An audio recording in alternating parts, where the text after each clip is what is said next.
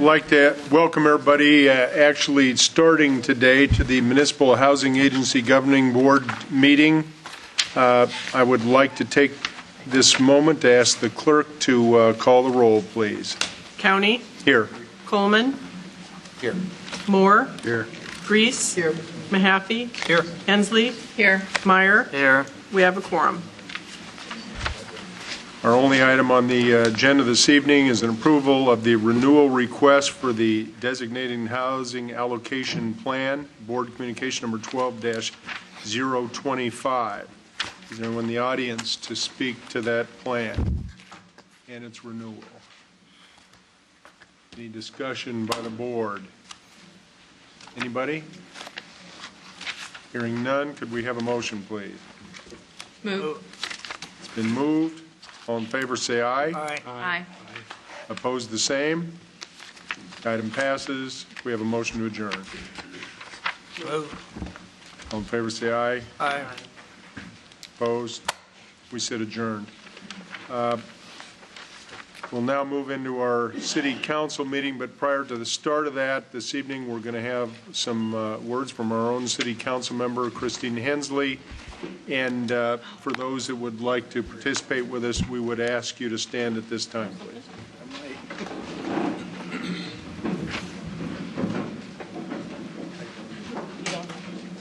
I wish I did.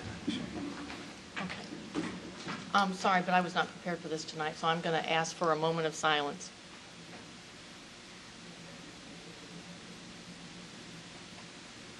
Thank you. All right, everybody, welcome to our January 23rd Des Moines City Council meeting. I will ask the clerk now to take roll. County. Here. Coleman. Here. Moore. Grease. Here. Mahaffey. Here. Hensley. Here. Meyer. Here. We have a quorum. Item 2, could we have a motion to approve the agenda as presented and/or as amended? Move. Moved. Any discussion? Note that Councilmember Moore is here. All in favor, say aye. Aye. Opposed, same. The agenda is approved. Item 3 is approving the consent agenda, which tonight are items 3 through 31. These are items on our agenda that generally are presented and enacted by one roll call vote unless somebody from the audience or the city council would pull one for further review or clarification. Tonight, those are items 3 through 31. And I'll ask a moment if there's anybody that has anything. I would say at this time that item number 19, Council members Hensley and Meyer have asked to speak. On item 29, Councilmember Moore has a conflict. Is there anyone in the audience that has any other items 3 through 31 that they would like to pull for additional discussion? Seeing none, could we have a motion for the balance? It's been moved. All in favor say aye. Aye. Opposed, the same. Item passes unanimously. Takes us to item 4. Well, actually, it doesn't. Takes us to 19. 19 is approving the city manager to sign the Iowa Finance Authority 5S local contributing effort for 12 low-income housing tax credit projects and send the letter of support for a waiver of maximum per-unit development costs for adaptive reuse properties eligible for listing on the National Register of Historic Places. Council Communication number 12-036. Mrs. Hensley and Mr. Meyer, who's going to speak first? Mrs. Hensley. Okay, I had questions on this yesterday, and as you look at the 15, 16 different requests that we are being asked to give a letter, I guess it's not a letter of support, but that have to come before the council, approximately half of those projects listed here are designated to be taxed as either a condominium or a co-op, and we've had that discussion at this table before. And the other half are listed as multifamily residential.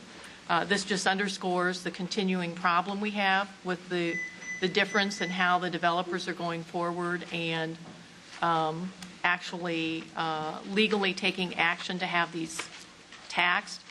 I just think that we need to continue to focus on this with the property tax discussions and make sure that we understand fully the impact on the city of Des Moines when these are allowed to go forward with so many different ways that they can be taxed.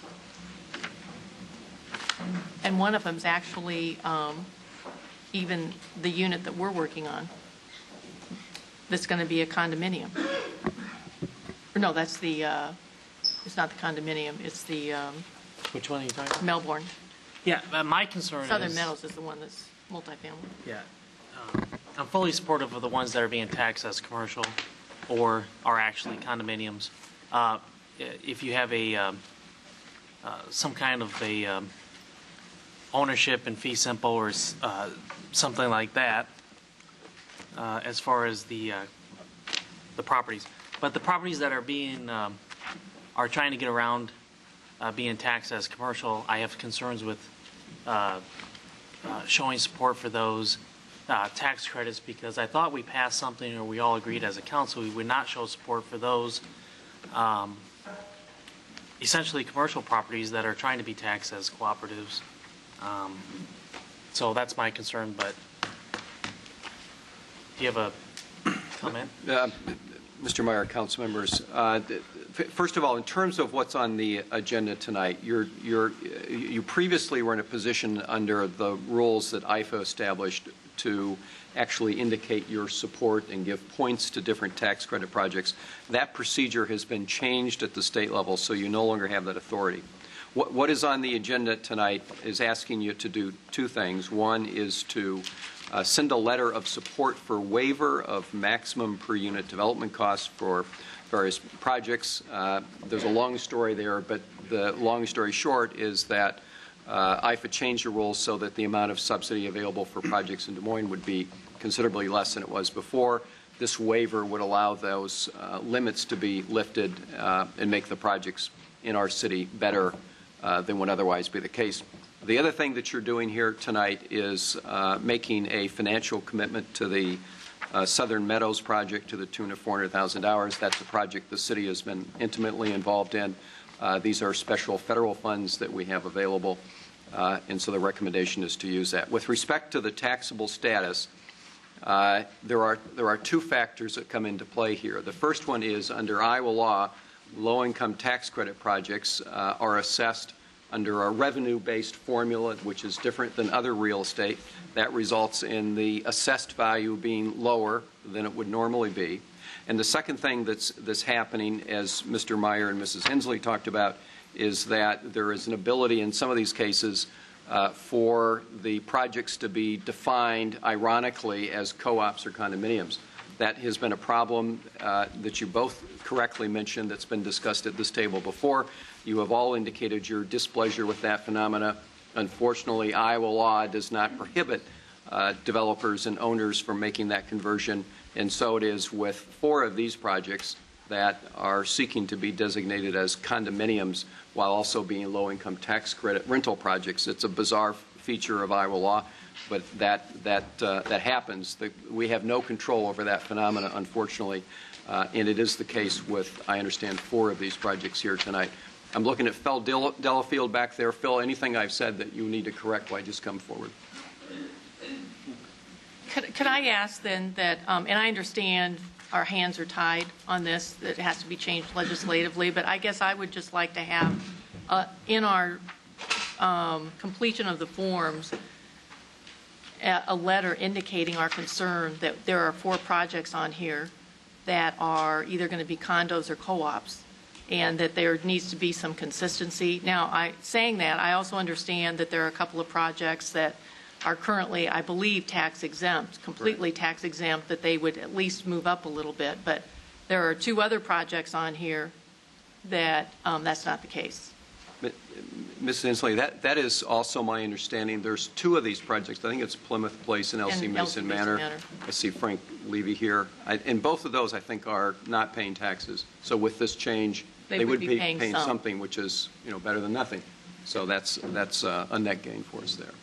But I guess I'd just like to have some information when we respond with the forms, Yes. so that there's some inconsistencies here, and that Iowa Finance Authority needs to be aware of that as well. I'm sure they are, but I just think that they need to. Yeah. Any other comments at the moment? Looks like we have a speaker. I don't Would you like to think speak, he- Frank? Plymouth, I don't think it's going to be called. It's possible it's written that way, but I don't think we can get it. Yeah, it says- Would you like to stand up and at least put it on record, Frank? Frank Levy of Newberry Management Company, thank you for the opportunity to speak. Elsie Mason Manor is tax exempt, and we think it's possible feasibly to make it pass all the current codes and thereby attain the condo status. We don't think that we can get Plymouth to get all the codes passed, so it may say co-op there, but we don't intend to make Plymouth a co-op. What would it be? Yeah, what would it be then? It would be commercial property, just like the others you mentioned. Okay. It wouldn't get the residential rollback. But it's also true that that's presently exempt, so both projects will be going from zero taxes to about between $600 and $800 per unit per year, so in Elsie, $125,000 a year. Okay, Thanks. very good, thank you. Okay. Okay, so my motion is to approve this with the understanding that we have a letter indicating the inconsistencies on those others. We'll do it.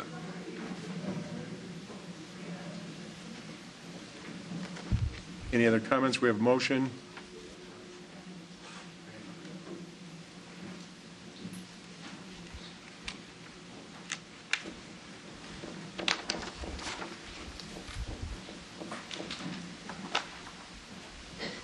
Six yes.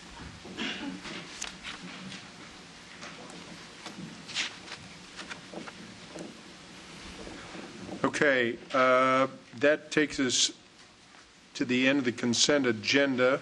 Item 32 begins with our ordinances. First consideration, 32 is amending Section 118-159 of the Municipal Code to remove specific reference to Polk County and to provide for collection and placement of liens for sewer, solid waste, and/or stormwater bills in both Polk and Warren counties. Council Communication Number 12-032A is the final consideration of the ordinance above. The waiver is requested by our city engineer and requires 6 votes. Mr. Manager, would you quickly hit for the audience on why we're doing this?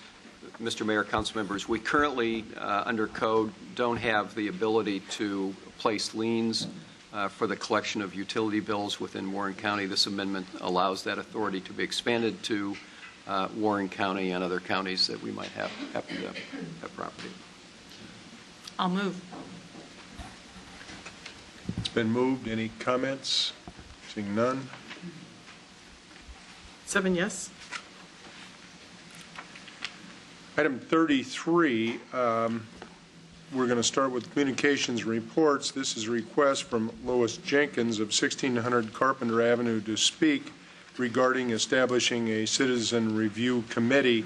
It's our policy on communications reports to have the presenter take 5 minutes to make that presentation. So we'd ask Lois to come up and, or Louise, I guess, to make that presentation.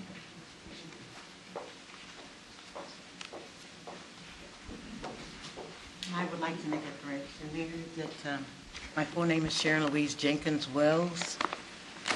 Okay, so it's Sharon Yes. Louise Jenkins Wells. Yes.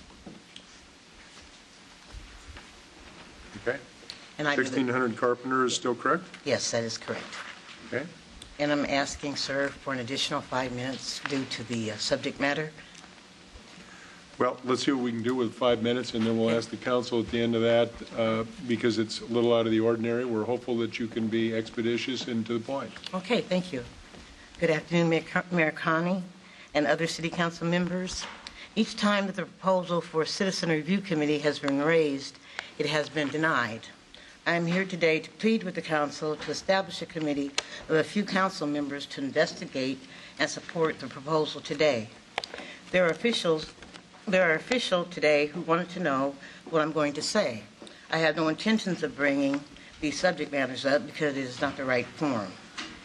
Years ago, from Director of Corrections Hal Ferrier asked me to submit a proposal of resolutions to remedy the overcrowding situation.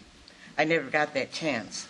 I'm pleading today to take a closer look at the statistics of Polk County Jail, where inmates are held with frivolous charges that eventually they break and take a lesser plea. Families are broken up, children taken away based on a system that winning at any cost is an agenda. I plead to you on behalf of my family and self, officers who used any means to get a warrant and illegally confiscated items out of the house of citizens who are my parents, who are elderly, and who have kept the law all their life. The charge was a misdemeanor. One officer had tactical gear and guns were drawn as my two parents' home was violated. My two grandchildren were terrorized, no warrant, but threatening to break the door down. A week later, an Urberdale detective states the door was open, walked right into my parents' house, and took a computer and software. No one was home. My ex-daughter-in-law twice was threatened on her job, reducing her to tears and humiliation. My niece was assaulted while pregnant, thrown against a car, while our 6-year-old son fought for them to leave her alone, and they placed him in the back of the police car. They are afraid to go to trial because the consequences and the stakes are too high.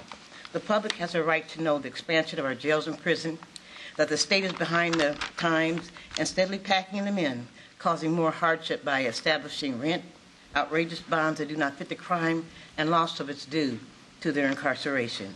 I have filed 4 complaints to Internal Affairs departments, each time ruled unfounded, no written reason given. I even went so far to write the mayor in those counties because the one to Mr. Coney was blocked. One Internal Affairs officer simply hung up on me because I asked for his response in writing. My payment for filing these complaints resulted, as you look at me today, my scars are deep inside and out.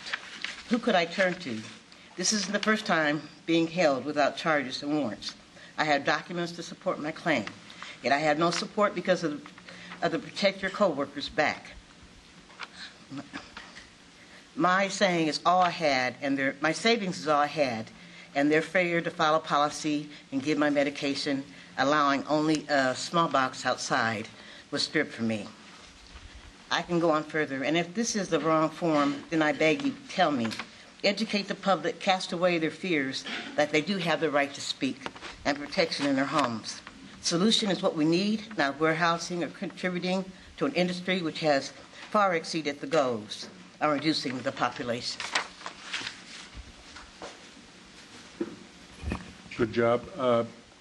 Anybody on the council have some questions of Sharon Louise?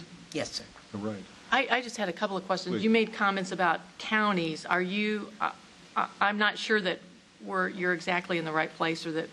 Well, Polk County is where the... Okay. So all of this has transpired within Polk County? Polk County and 2 other counties which had mayor, or 2 other cities which had mayors who refused to acknowledge my complaints. My complaints to Polk County never were received because they were intervened. Okay, so this was with the Sheriff's Department in Polk County? Yes, it is. I was held in jail for 7 days without a warrant or any charges while they ransacked my property. I'm not sure that you are at the right place, but what I would do is make a motion to refer it to the city manager and legal and have some discussion to make sure that we have the right information before we determine if we're the right place or if it needs to go elsewhere. And we've got your statement on record. Is there any other documentation or anything that you would like to file to have us receive? I have a lot of documentation and proof and receipts. And what I'm saying is that I have had no luck with the Internal Affairs, and to be placed in jail. With Des Moines Police But or was it with Des Polk Moines County Sheriff? It was the Des Moines Police, and I was placed in, there was no warrant. It was just that the prosecution asked for me to be placed in jail, and I was not a prisoner at that time. Okay, prosecution. Who's the prosecution? Mr. Sarcone's office. Okay, so that's, again, Polk County, Yeah. not the city. But let's have the manager and our legal look at it and see where we need to go from here. And Mayor, I'm not sure what jurisdiction we have over this, but we're happy to review it for you. But Mayor, what I'm asking also is that for this, in internal affairs and what I have gotten from the internal affairs, I mean, it's just like, you know, I would feel better if it was a neutral member or two, you know, from the community. Excuse me. Mr. Mayor, council members, what I'll do, ma'am, is I'll have somebody from the city manager's office get your contact information right now, and then we'll be able to follow up with you through my office, and we'll get back to you in the council. I'll be happy to. discuss. And Lori Graham, could you please do that? So my motion is to receive and file it, refer it to the city manager legal for appropriate follow-up then. Okay, thank you very much. Thank you.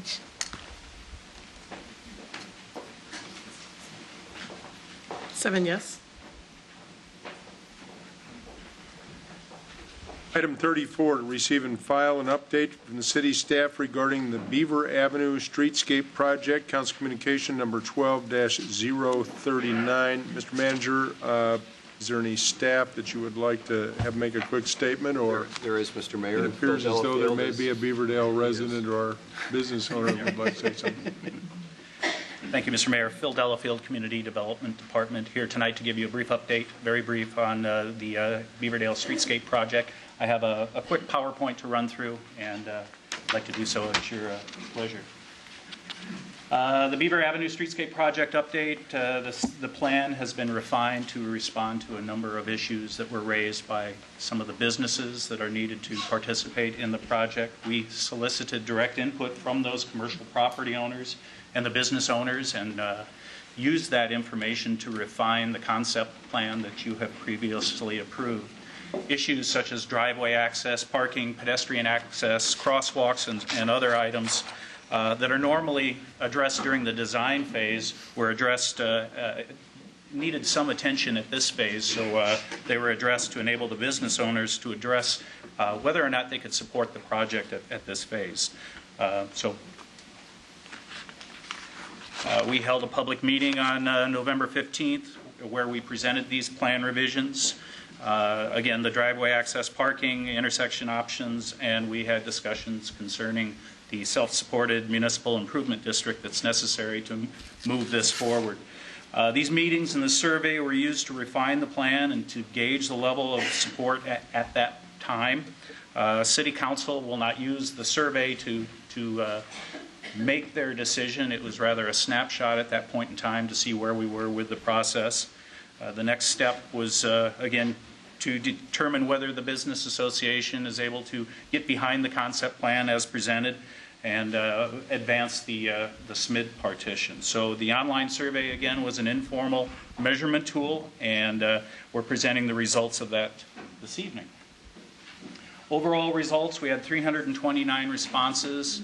Of those 329 responses, 85.7% indicated an overall support for the streetscape improvements, and 58.4% indicated overall support for the roundabout, the next highest being 14.9%. And so there was equal support for the other intersection options. There was really no clear number 2 position. And of the businesses polled, 12 of 15 responded, 83% support the streetscape improvements, 50% support the roundabout, the next highest was 25%, and 66.7% support the establishment of a SMID, again, at this informal snapshot in time. The SMID support represents 83.9% of the assessed property value in the proposed district. In summary, the public meeting and the online survey reports reaffirm the support for the streetscape project that was previously approved by this council. The roundabout still appears to be the preferred intersection improvement, no clear second choice. And towards that, the city has been awarded additional grant funding for the roundabout, and you see those summarized there. Iowa Traffic Safety Improvement Program grants, Iowa Clean Air Attainment Program grants, and the STP-TE Streetscape grant. Phil, before you move forward, could we go back to the previous slide real quickly? Of course. Could you just clarify, in both of those overall result summaries, bullet point 2, you said next highest was 14.9, and same on bullet point 2 on the business results, next highest 25%. What do you mean next highest? Of what? Of Those of different options? Of or those that responded, the next highest option, either the roundabout, the improved enhancement, or no enhancements to the intersection, the next highest support was at either the 14.9 or the 25%. The roundabout was clearly the preferred option. Okay, thank you. You're very welcome. And just to summarize again, this map shows you the map that would include the SMID district. Fagan Drive to the north, Beaver Crest to the south, 20 parcels, 15 owners, $6.1 million in total property assessed valuation. And this is the preferred council-approved concept design as slightly amended with those business owners. So the next steps here would be for the neighborhood and the business owners of the neighborhood to come forward with a showing indicating support for the SMID, some sort of a petition or a formal response. And with that, it would then trigger the memorandum of agreement between the city and the neighborhood association to advance the project to the next level. And I'm happy to answer any questions you may have at this point. Phil, excuse me. Anybody have a question, Ms. Hensley? Question on the information provided in the blue letter. It indicates that to be determined was the amount of city participation in private fundraising. Do we have any ranges that we're looking at? Mrs. Hensley, you'll recall that the initial policy that was enacted by council was a 50-50 split. Based on experience with other streetscape projects, that may or may not be possible, depending on the circumstances of each neighborhood.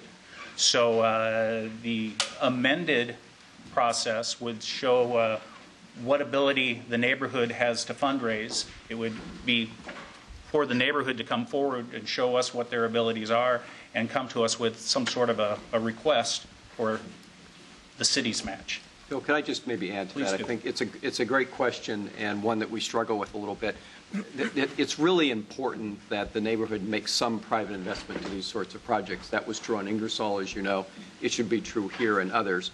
The way we're beginning to approach this is to really work with the neighborhood, just as Phil said, and there'll be attempts at trying to get a handle on what kind of fundraising efforts might be successful. And through that, we will arrive at a number that we think represents sort of a stretch goal for the neighborhood, but also represents a significant contribution to the project. So we don't have a number right now, but it's a very important part of this overall project going forward. And we'll have one at the time that you would need to take any action on the project. Phil, on this schematic here, I'm concerned. We currently have bike lanes through there, and with putting in the curb bump outs, are we going to be able to continue the bike lanes? Mr. Moore, your question on the bike lanes is our intentions are to leave the bike lanes in as they are presently laid out, but as you move through the intersection, those would fall off and you would either merge with pedestrian traffic or the bikes would then enter the intersection itself. The design guidelines that we're using with the engineering department at this point in time suggest that incorporating bike lanes into the roundabout is not the preferred design. Well, I understand the roundabout, but it's south of there where they're putting in the curb bump outs. How are they going to run bike lanes through there? Al, do you have not in the business court, thank you. There's not, They drop off south, they're not. South There isn't either of Beaver now. Crest. Okay. Yes, thank you. Other questions? All right, Phil, you might want to remain available. Are there any citizens here that would like to make comment on this? Citizens, business owners, others? Please. My name is Lexi Warnson, and I'm here on behalf of the Warnson family, and we own the Backcountry Outfitters building and business on Beaver Avenue, kind of right in the heart of all of this. And I just wanted to take a brief moment of your time to let you know that we have been very involved, both my family and my coworkers, and also a number of members of the business community in Beaverdale, working on this project, trying to find the best possible solutions for each individual challenge that arises, and trying to make sure that we have a plan that is viable and realistic in terms of continuing to look at long-term investment in the Beaverdale neighborhood, making sure that it continues to be a viable mixed-use neighborhood in the city of Des Moines, not in the suburbs, that can bring people into our beautiful city to support both residential opportunities in terms of home ownership and renting, but also to spend their dollars as shoppers and people using our restaurants and bars. And we feel that this design, as it stands now, with some very important modifications, which were not necessarily very big, but were very significant for the businesses that they affected, has real potential in that regard. So I just would like to encourage the council to continue to consider the many possible benefits of this and continue to work with us as we continue to iron it out. And I'd like to say thank you to Councilman Grease and also Councilman Coleman for their help in helping us work with the city for the best possible options. Lexi, thank you. Thank you. Any other folks from the neighborhood or around? Yes, sir. Hi, my name is Mike Camper. I live at 1804 38th Street. I'm also the president of the Beaverdale Neighborhood Association, Mayor County, members of the City Council. Basically, I want to thank the city for the time to have, again, the November 15th meeting, put the survey together, and come forward tonight with the results. I know there was some concern that the project was losing some of the support from the neighborhood and from the businesses. I think the results kind of show that, no, there is still interest from the neighborhood and the businesses to go through with this project. I do know, I was actually talking to one of the business owners today who's kind of pretty much said, you know, I'm tired of talking about it, let's get this thing done. And the other story I'd like to share is a couple years ago, my wife and I had the opportunity to move out of our house in Beaverdale to another house in Beaverdale. We made that conscious effort or conscious decision to move but stay within the neighborhood because we love Beaverdale. You got a nice mix of houses, residents, and the core business, and those two really do mesh well together as a neighborhood. It's, you know, we love the fact that we can walk to all the different stores or different restaurants, and just it's a very friendly atmosphere. And this project here is, the intent is to be pedestrian friendly, try to slow down the traffic on Beaver Avenue, make some of the crosswalks a little better in terms of pedestrian friendly and acknowledged where they really are so that cars will stop. So some of the people who know that one spot I'm thinking of. So I just want to say thank you again, and also to Councilman Coleman and Grease for their help getting through this project. Any questions you might have? Anybody? Right. Thank you. I'm going to ask if anyone else wants to speak on this. We need to kind of get a feel for it. Any of the other folks over here intending to speak on this item?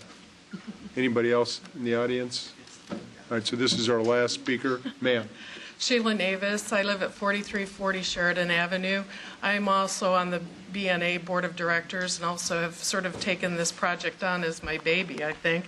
But I just wanted to reaffirm and basically reiterate what Mike Camper had indicated to you, that this has been a project that has been long in the making, far longer than when I moved to Beaverdale. But we're very anxious to see this moving forward, and we thank the city really for the meetings. There's been a number of meetings, and really in regard to Councilmember Hensley's question about neighborhood support, we are very much committed to that effort, as well as continuing to have an ongoing dialogue with the business owners and the property owners, because they're key and pivotal to this project. So as Mike indicated, we've had numerous meetings last week and this week. We'll continue that effort, and we look forward to bringing you more information and hopefully a petition for SMID shortly. So thank you. Thank you, Sheila. All right, let's close the hearing. Councilmember Grease. Chris, did you have something to say, and then I can? I might, if you want to close it, I'll just quickly say, I was looking at the blue letter, which is the city manager's recommendation. The council first approved a grant application for the streetscape on March 28, 2005. And that was after we had done a lot of preparation work of, thinking about what it might look like. And so these guys are right. It has been a long time. I would also tell you, I talked to staff today about the thresholds that other Schmid districts have had. We passed downtown with about 30% of the property owners. Ingersoll and Highland Park were each in the 45 and 58 percentile, or percent of the property owners.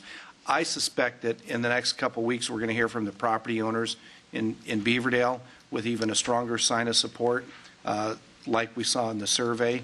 And I know that there's been some loud voices that are against the streetscape, but I will tell you that the survey that the staff went through, I think really reinforces that the plan has really deep support in the neighborhood, and I look forward to the next couple of weeks as we push it forward.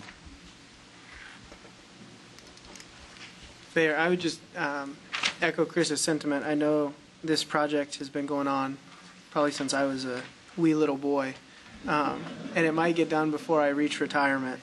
But I think the survey is helpful. I mean, it indicates that there's overwhelming support for something to happen, 88, 89%. So I think the survey was really helpful for the neighborhood to kind of coalesce around something to get behind rather than maybe this will happen, maybe it won't. And so I think this is kind of a springboard maybe moving forward, and I think the neighborhood knows what the next steps are. So on behalf of the council, I think we're excited to see the business owners come forward and support the project as well. So I would go ahead and move to receive and file this item.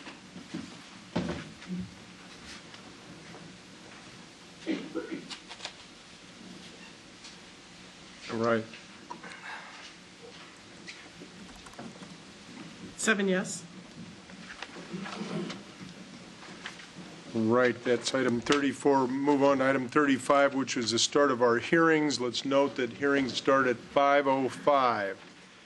Item 35 is on the proposed historic district designation for the River Bend Local Historic District. A is the first consideration of the ordinance above, and B is the final consideration of the ordinance above, and the waiver is requested by the River Bend Neighborhood Association and requires 6 votes for that waiver. Items up. Do we have some speakers?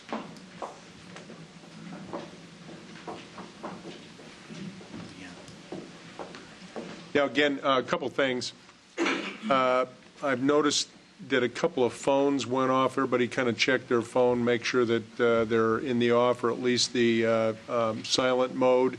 And secondly, if we've got folks to speak, in addition to the individual that's up, we'd ask to get everybody over on the side so we get sort of a sense of how many folks are going to be presenting on this item, because at the moment, as I look at it, it looks like we have 1. 2. Okay, sir. All right, good evening. My name is Aaron Todd. I live at 1334 9th Street. On behalf of the Riverbend Neighborhood Association, we are excited and proud to be here before you today. Our neighborhood has long been recognized for its varied and unique historic architecture and our passionate desire to save those important structures. The movement to safeguard and restore these properties began in earnest in the 1990s when 5 national historic districts were designated. Today, we come before you to take the next important step in our revitalization process and request to establish a local historic district that aligns with 4 of the existing national districts. We believe that the local historic district is essential to ensure the quality building materials and unique architectural details of our homes found in this neighborhood are retained. Too many materials from our neighborhood have ended up in the landfill. Not only does this activity devalue the entire neighborhood, but it also takes up precious space in our landfill with materials that often cannot be easily replicated or purchased in stores today. We also believe the local historic district is needed to support and improve our neighborhood's quality of life and is an essential component of Des Moines' desire to keep and attract families to the city. This designation will ensure that the Riverbend neighborhood retains those characteristics that make revitalization possible and will help to differentiate our cities from others in the metro. We also believe this designation is necessary to encourage further investment in the neighborhood, making sure that restoring the area's housing stock makes financial sense for families. This designation reduces risks associated with investment, providing greater certainty in the market. So I'd like to briefly speak about our outreach and implementation efforts regarding this initiative. Discussion concerning the establishment of a local historic district in River Bend began over a decade ago following the establishment of the National Historic Districts in the late 90s. The Neighborhood Association determined in early 2010 that it was time to make the local historic district happen. That spring, a housing committee was charged with leading the local historic district initiative, among other projects. During the summer of 2010, we met with city staff to outline the approval process and ask for guidance. 4 leaders in each of the 4 National Historic districts agreed to serve as the point person for organizing his or her respective district. We drafted a letter and brochure that outlined the neighborhood's initiative and mailed a copy to each property owner within the proposed district. And we have a copy of those brochures here today. We dedicated a section of River Bend's website to the initiative, uploading copies of the National Historic District nomination forms, the architectural and fence guidelines for the City of Des Moines, and contact information for leaders in their districts. In September 2010, we kicked off the initiative with 2 public meetings to inform property owners of the effort, answer questions, and begin asking for support and signatures. We then went door to door for the next 12 months, talking with property owners, answering questions, and requesting support. When we came across homes where no one was present, we left a brochure and a sorry we missed you card and promised to return. We did this multiple times at some homes. We went above and beyond to reach property owners that live outside of the neighborhood by calling them and meeting with them at convenient places, including communities outside of Des Moines. We also are fortunate to have Spanish-speaking residents that support our initiative who offer to approach homes with native Spanish-speaking residents. And we met with all of the nonprofit property owners and greatly appreciate the support of Anawim Housing, Home Inc., and Habitat for Humanity. By August of this year, we had met the required threshold of support, and we submitted our materials for approval to the city. Legal staff validated our petition, and the State Historic Preservation Office approved our request. The Historic Preservation and Plan and Zoning Commissions each supported our request unanimously. We are very proud that over 70% of single-family homeowner-occupied households signed our petition, and in the 9th Street District, it was over 85%. We are excited that these households truly reflect our racial, ethnic, and economic diversity, one of the strengths of our neighborhood. We are also happy that the initiative interested many homeowners in areas of the River Bend neighborhood that have not yet conducted historical surveys and are planning to complete those surveys in coming years. So I want to emphasize also that the River Bend Neighborhood Association is committed to a smooth implementation of the local district. The association's housing committee is comprised of members that are knowledgeable about historic renovation, as well as the financial incentives for completing the work. We are prepared to work with any property owner to ensure that the design guidelines are implemented smoothly, approval processes are not burdensome, competent and affordable contractors are easily identified, and more property owners benefit from the tax and grant incentives that are available but not currently widely understood or utilized. Upon establishment of the district, we'll be hosting workshops to answer questions and connect property owners with resources. Finally, I want to thank a few folks. The Housing Committee has been the organizational arm of this effort, but we truly owe its success to numerous residents that stepped up and offered to reach out to their neighbors to discuss the benefits of the local district designation and to ask for their support. It's been an inspirational process for many of us that have been active in the neighborhood over the past few years. I also want to thank city's staff, particularly in the Community Development Department. On this project in particular, Mary Niederbach and Jason Van Essen have been great resources. We also have many other projects moving forward simultaneously that have benefited from the assistance of David Dunn, Amber Lynch, Kyle Larson, Aaron Olson Douglas, and others. We really appreciate their openness to new ideas, guidance in sometimes difficult situations, and proactive attitude.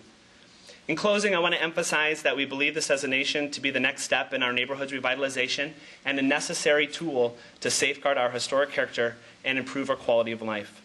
We are grateful for the support we have received thus far and respectfully request the council's support this evening. And this is the map that outlines the areas that are included in the local historic district. You'll see it covers maybe between a half and a third of the neighborhood. 9th, Hickman, Arlington, Oakland, and portions of Franklin Avenue. So with that, I'd be happy to answer any questions. Any questions, anybody, quickly? Aaron, thank you very much. Thanks.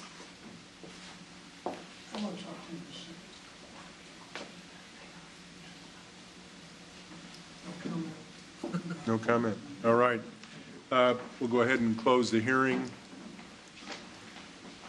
Kelly? I would be happy to move this item, 35A and B. I know Aaron and his group of dedicated volunteers have worked a long time on this, and they've worked very hard on this. I think this is something that could really benefit the neighborhood in a lot of the ways he talked about. But I see it just watching kind of the end result of what happened in Sherman Hill when they did a similar thing and how that completely revitalized that area. So I'm excited to see the same thing happen in Riverbend. So I will gladly move item 35A and 35B.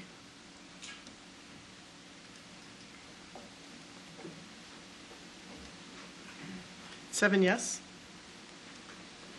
Item 36 is on the sale of 801 University Avenue, which is the former Top Value grocery store, to Des Moines Area Community College, DMAC, and to CDT Investment, LLC for $1,200,000. Council Communication number 12-035. Are there any folks in the audience to speak on this item? We will ask if there's others that want to speak on this. We'd ask you to kind of identify yourselves at this time.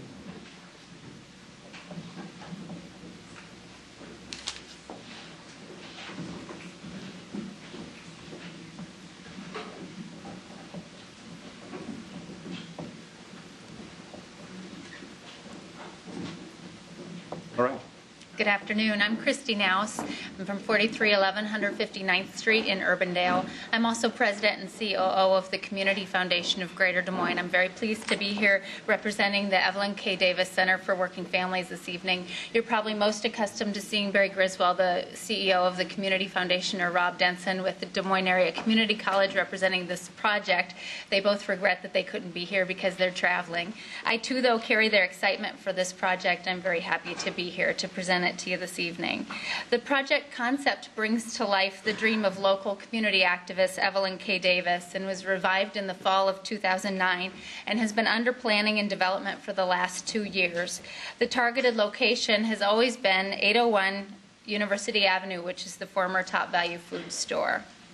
Key project partners on this effort has been the Community Foundation of Greater Des Moines, Des Moines Area Community College, United Way of Central Iowa, Des Moines Public Schools, the Greater Des Moines Partnership, community members and volunteers, community-based organizations, as well as CDT Investment, LLC, including Simon Cotran and Ray Brown. The project summary is to co-locate support services, education, and on-the-job training in one single location. This first-in-the-nation model will provide greater access to services along with new employment opportunities in the heart of Des Moines. We're most proud of the community dedication to this planning process. Community has been actively engaged along the way, continuing to meet both the representatives from the neighborhoods as well as the community-based organizations, and have helped really make decisions and shape the way the activity in this center will come to life. It's taken much longer than we anticipated. However, the result is going to be even better. The project design has really taken a better form, and we've taken the time to really put thought into how this will all run. Our key project partners have stayed true to helping the community realize this dream of returning grocery services to the community as well, and we think that's a key component to the project. An unbelievable amount of collaboration has taken place to bring this project to life. Our community-based organizations, our funders, and the city, and it's a proud moment today for our community to see this come to fruition. Once the details of the purchase are finalized and access to the building is granted, we anticipate it will take about 90 days to make the renovations needed to the property, and we hope that the center will be open in mid-2012.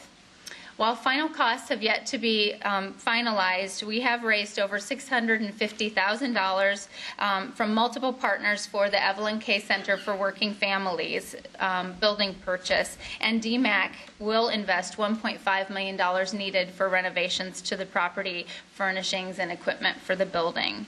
In conclusion, we've seen this project through and supported it because we realize the incredible impact this project will have in making a difference in the heart of Des Moines. I know there are a few speakers here tonight to demonstrate the depths of planning that we've seen from community-based organizations and faith-based representatives as well as community members, and I'm inviting them to share their thoughts about the importance of moving this project forward. Thank you. My name is Wayne Ford, 3301 College Grove, Executive Director and founder of Urban Dreams. Urban Dreams is 26 years old, And in my 26 years in working in this community, I've never seen a project like this. I just recognize that I've been working in this community for 5 decades. Came in to play football in the 70s, 80s, 90s, 2000, 2010. So time is marching on. But the issue that this collaboration has brought together with the CBOs is extraordinary. Now, I've seen the worst of the best. I've seen the best of the worst. But I've never seen a collaboration like this where you got United Ways, City of Des Moines, not City of Des Moines, Community Foundation, the CBOs, and all of us coming together. And I'm asking you all, as you all make your final decision, to please be aware that our community is going through a lot of challenges right now. And the CBOs, many times we fight each other for the dollar. We have never came together until now. This entity will allow many of us to work together instead of fighting each other. This community loses a lot of people. A lot of people get lost in the cracks because we don't work together. So this is the best example of a collaboration that I've ever seen. Please support it. Thank you.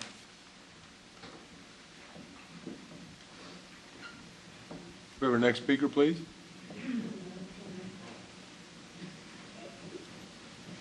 You just told me how. My name is Akeo Abdul Samad. I'm CEO and founder of Creative Visions.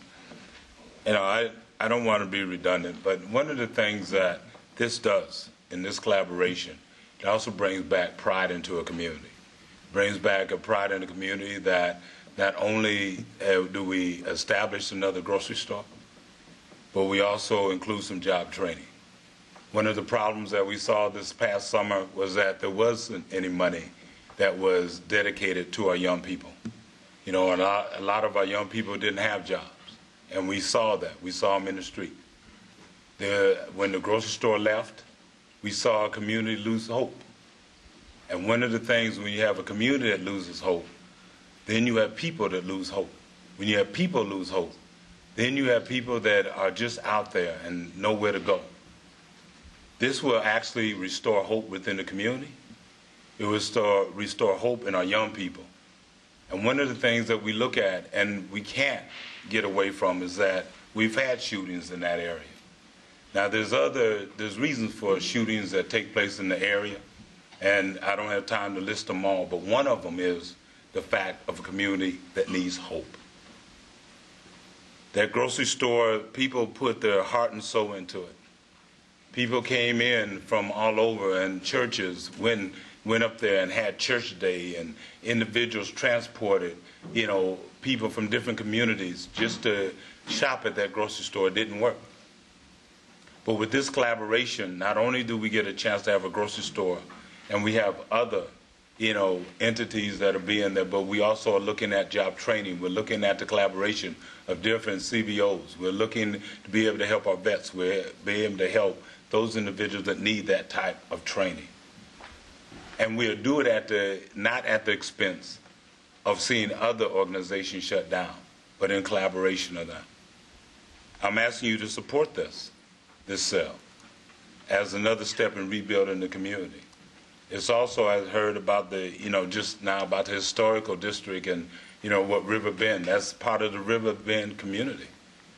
It's not a historical building, unless we maneuver, but anyway, but it's not a historical building, but it's a building that will make history.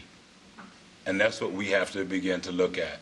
How do we develop an area that is plaguing, you know, has a plaguing with different problems, where blight is there, and we know it's there, where unemployment is down, where individuals everyone doesn't have a car, everyone doesn't have a computer, but it's an entity that will be able to aid and assist those individuals to be able to help them to develop and grow.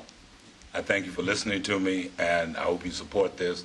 And as others come up and speak, I'm sure that they also will appeal to your business sense, to your heart, and to a council that wants to see Des Moines grow.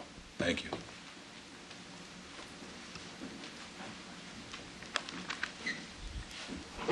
Mary Campos, 1900 Southeast 6th Street, apartment 213, Des Moines, Iowa. Buenas tardes, good afternoon, council members and mayor.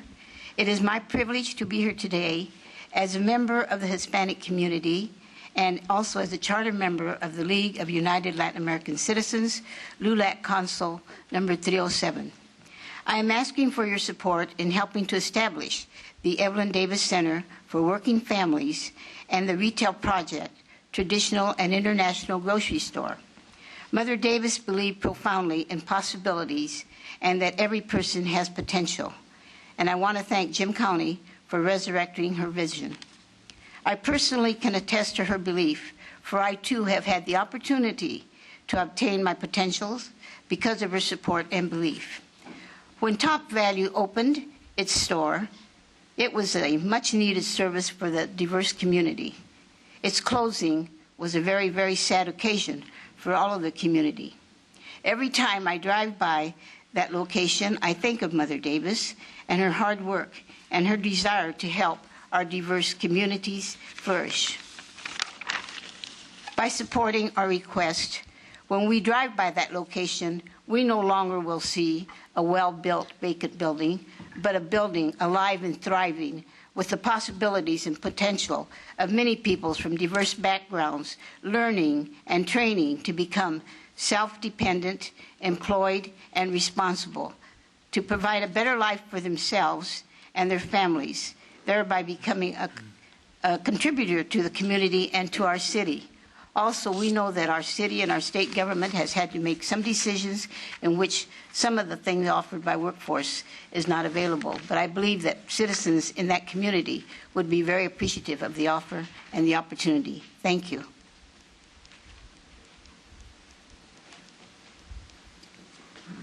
Mayor, members of the City Council, I'm also in support of the Evelyn K. Davis Center for Working Families.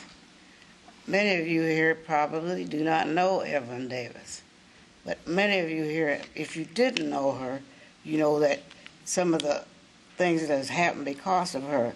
So I'd like to take the time to have you go with me and the Evelyn Davis footprints through the neighborhood. Could you give us your name for the record, please? Sorry. Dorothy Campbell, 1304 Laurel. Thanks, Dorothy. I could have done it, but I figured you were better. But anyhow, those of you that knew her last earthly address was 1529 19th Street. Now, evidence of how the people of this community was inspired by her, some of the things that she was involved with, and some of the committees and groups that she has founded. All you have to do is walk a few blocks south to Martin Luther King Jr. School, where they dedicated a room to her. You go a couple of blocks east, and you come to the Evelyn K. Davis Park. And directly east is the Forest Avenue Library, which she got together a group called Mid-City Vision Committee and was able to get the Forest Avenue Library. You go a little further east, you go to the Grub YMCA. And that also brings about memories of when Evan was involved with the model cities. You go a few blocks south and west to the Top Value store. That came out of the committee, Mid-City Vision Committee. The Evelyn Davis for Working Families Center actually is the most expressive way that you can have a memory of her, because her life, her whole life was spent working with children, wanting education and training, and now another chance to have a grocery store, plus other economic development. I ask you that you support this. We've been here for many years trying to improve the neighborhood, and I think maybe we finally got to the point where we can say yes. And I know Chris and Chris and the mayor have been through this before, and I know the rest of you have been interested. I won't leave out the city manager, Mr. Clark. He wasn't the manager at the time we started. We certainly appreciate your support with this project. Thank you. Thanks, Dorothy.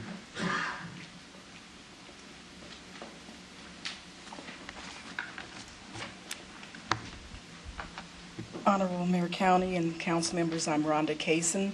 I reside at 1819 Jefferson Avenue, and I have lived in Des Moines since 1970. During that time, I've lived in Cheatham Park, King Irving, and Mount Damon Presidential, the demographics of the neighborhood has changed. There's been revitalization effort. I'm pleased to see that. But along with that revitalization, we have to consider the revitalization of the residents in the community. This is an opportunity that we have been provided to be a part of this process. It's been an inclusive process. We've been involved since we start meeting regularly in January of 2010. We meet every third Monday. We've accomplished a lot.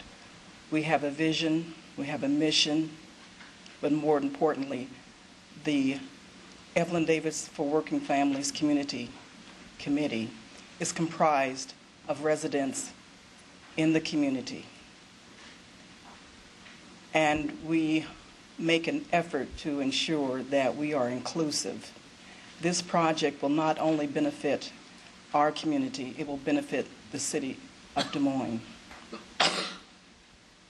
Evelyn K. Davis was a visionary person. She believed in people, she believed in opportunity. This is a way that we can honor her memory as well as bring up the ones that are left behind so that we can make a way for the ones that are to follow us. The project is providing economic development to the community by taking into consideration a holistic approach, offering financial, education, economic development, and social services all in one setting. As I said, it's been inclusive. We have been a part of it. It's a sustainable project.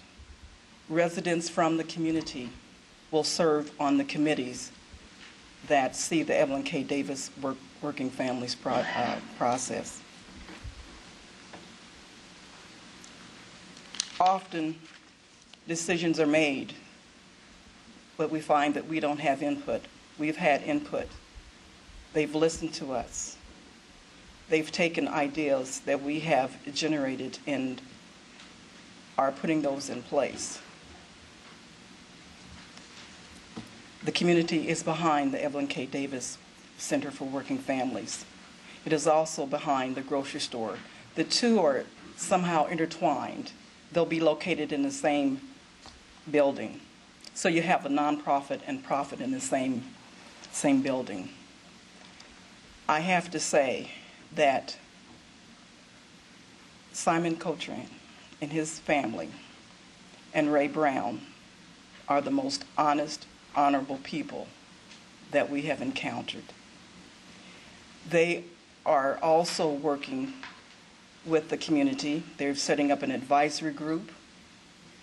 They have identified areas where we can provide input, and the community is embracing them because we know they care about us. They want to put in a community grocery store and retail business. I can recall when I first moved here in the 70s, there were other stores in the area. And one of the joys I had, my kids who were small, we'd walk to the store and we'd play games and so forth. But we could walk there. Now you have to drive somewhere. You can still take your kids, but, you know, you don't want to be distracted driving your car. But I can just say that they are including us. We are including them. And as far as we believe, when that center opens, no matter who comes into the center, they will be prepared to address the needs that they present to them, the challenges, because we want to help them lift themselves up. We have people in the area that are trying to get back into the educational arena. We have youth that can't write in cursive. So, and also in looking at, and I'll end, in looking at your 12 goals for the city, I feel that we at least meet 5 of those goals. So Rhonda, thank you. please approve this. Thank you.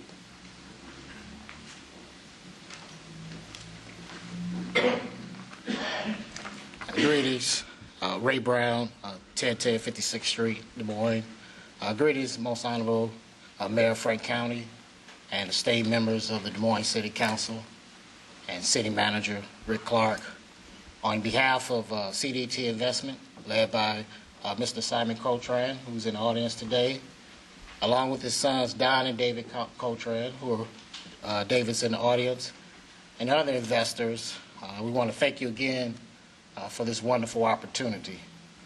But I just want to back up a little bit how I got involved with this. Top Value closed on October 4th of 2004, which was a Monday, which is roughly 8 years ago. And I know that well because I worked with a competitor, a grocery store at that time, and one of my jobs was to check Top Value's prices. So the building's been empty since October 4th, 2004. It is with due diligence and our intent to purchase the former Top Value building with the community foundation and provide a grocery store and other commercial business. With that said, I want to also thank State Representative Wayne Ford and the K.O. Abdul-Samad for their efforts in this project, as well as the President and representatives of the 5 neighborhood associations, which include the Riverbend, Cheetah Park, Chautauqua Parkway, Mondamian Presidential, and King Irving. This has been a monumental project as I came before you with another group in December of 2009, and you approved that, and I told you that we will get it done. So this has been a labor of love for me for 8 years. And I finally, with Mr. Coltrane, who invited me along with his group, we finally found the right people. They're very honest, very hardworking, and they have the finance to succeed to get this project done. We have the right people in place. We look forward to being positive and influential in the business and community and participate in all aspects in this community. Finally, although this has been a very hard project in tough economic times, we appreciate city staff and their efforts. With Mr. Terry Vorbridge, City Attorney Jeff Lester, and others for the efforts, insights, wisdom, and provide direction, consultation, and taking my many calls, turning me down, calling me back, turning me down, and calling me back. At the end of the day, I appreciate that. And I'd also like to thank the project manager, Cassandra Hall, who has walked with me and the other people with this for 2.5 years, and it's just been a labor of love. I'm just very excited about this. Once again, from a business perspective, we're ready to move forward, and thank you for this wonderful opportunity in this important project. Thanks, Ray.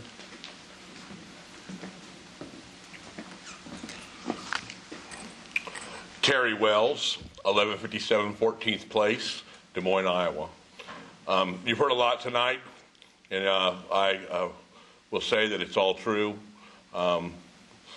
Personally, I'm in support of this project 100%, have been involved with it for the 2-year process on the community side, and this is a group that has kept community involved, residents involved. Mr. Coltrane has now also committed to have a community advisory group with faith-based and neighborhood leaders and et cetera on an advisory council for the grocery store. You've heard how important the Evelyn Davis Center is for working families, not only to our youth, but to our disenfranchised folks that are needing training and development to get better jobs. You've heard about the retail, so I'm not going to just keep going over and over. You've heard it from a lot of folks tonight. The one thing that I'm here to talk about is the most important thing to this community, over the 7, 8 years that it's been vacant, and still today. I have people in all those 5 communities, including Drake Park, that this grocery store is a key component to this. And again, all of it's needed, all of it's positive. It's also positive that we get this out of the city's hands, back into the tax rolls, so that's going to help the city. So it's a win-win-win all the way around, but I don't want us to lose sight of how important the grocery store is. The one thing I'd like to have on the record tonight, personally, and I have talked to several in the community about this, we know the foundation, the community foundation, has always said that they're 100% behind this also. I believe that they're putting some money towards the Evelyn K. Davis Center, and I would like to see us search out and see if the foundation would also match that money to help the grocery store. That's how important this grocery store is to the community. This community needs a store that people can walk to, that is affordable in price. Mr. Cotran, like I said, has committed to have a community involved, so he knows. I believe he did this in his Davenport store also. He knows it's important to be involved with the churches in that community, that they're going to come and buy and do things, and we have a faith-based organization that's been active. So, but this store is a real key component. Again, the workforce center is important. The other retail is important. DMAC's very important. But the community outcry, and I'm sure Hallie's heard it, and Skip, and Chris, and the mayor, I'm sure you've all heard, grocery store, grocery store, grocery store. So let's just don't forget that. I ask for you to approve this, and it's a great thing, and it's a great day for our community. Thank you.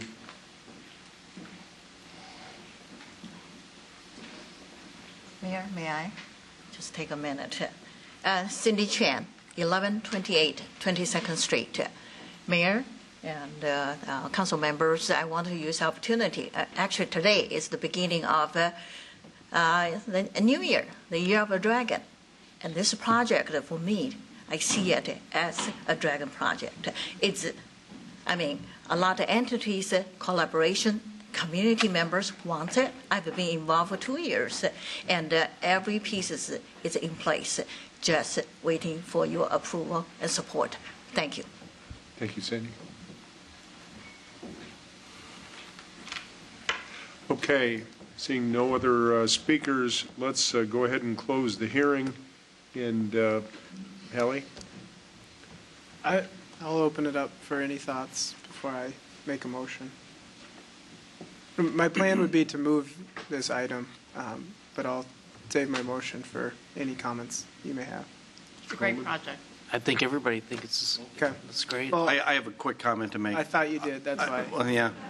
I just always like to say this. My wife works very part-time at DMAC. That doesn't create a conflict of interest, but I do like to disclose that before I vote. She teaches GED through them at sites in the city, so. I saw that look on your face that you wanted to say something. So. Just wanted that on the record. I guess if there's one thing I could say, I wish all council meetings could be like this one. There's some unbelievable stuff happening. It's all in your ward, Hallie. All in Northwest. Stuff that's taken a number of years, even before I was on the council. And a lot of it is coming to fruition tonight. A lot of hard work's gone into this. Most of the great points on this project have been touched on. But I think for the city as a whole, this does it does a lot of things for the neighborhood, but specifically for the city as a whole. It puts this property back on the tax rolls, creating revenue for the city. And it also gets rid of I think it's a $1.4 million outstanding loan. So it's going to save the city a lot of money moving forward as well. So with those, I would gladly move item 36. And also to my motion, kind of on a tangential issue, I think we're saving somewhere in the neighborhood of about $190,000 on the debt service obligation. And the 6th Avenue streetscape corridor has been working for a significant period of time, just right down the block. And they are experiencing some funding issues right now. And so I would like to just refer back to the city manager whether we could consider using some of that savings to look at maybe funding some of their programming as necessary. Mr. Mayor? Go ahead. Could I, Yeah, go ahead. if I could just respond to Mr. Grease's suggestion about the funding, I'd be more than happy to look at that. The tax increment that you talked about is a possible source. There may be others that are better. These funds may be needed to pay off part of the defeasement that we still have to do here. But that's a very worthy objective. Several of you have mentioned it to me. I know it would be great for the neighborhood, so we'd be happy to look at it. We'll report back to you with our recommendations on how to do that. Mr. Mayor, I'd just like to add in supporting Hallie's motion that I think that the Riverbend Group and all of the adjoining neighborhood associations have so much momentum going with these projects actually coming to this point. And the Main Street project is also another critical piece, and I know Public Art Foundation and with the improvements on the 6th Avenue Bridge that are scheduled, I believe, for this next construction season, it's just logical that we should try to figure out how to help that happen and keep that moving at the same time. So I would be very supportive of the city manager and economic development looking at how they could move that forward. Thanks, Chris. And one other thing, just refer Terry's comments back to the city manager to possibly look at working with the foundation to find some seed money and what have you for a grocery store. I know that's been critically important throughout the process. And I'm excited to see that Ray's still on the project. He talked about how it's a labor of love, and now's when the real fun begins. It's been hard work up until now, and so I'm excited to see you guys have a successful grocery store there. All right, we have a motion, and as we're voting, I just want everybody to know I have attended a number of your meetings, and your neighborhood has worked well together. With the Community Foundation, with DMAC, with the faith-based community, and I hope, as Mrs. Hensley said, with all the work that has been done, including the designation this evening of the historic district around River Bend, let's all stay together and keep this momentum moving forward. I think great things are going to happen up there, so thank you all for participating and stay involved. 7 yes. Great job. Mayor. Simon?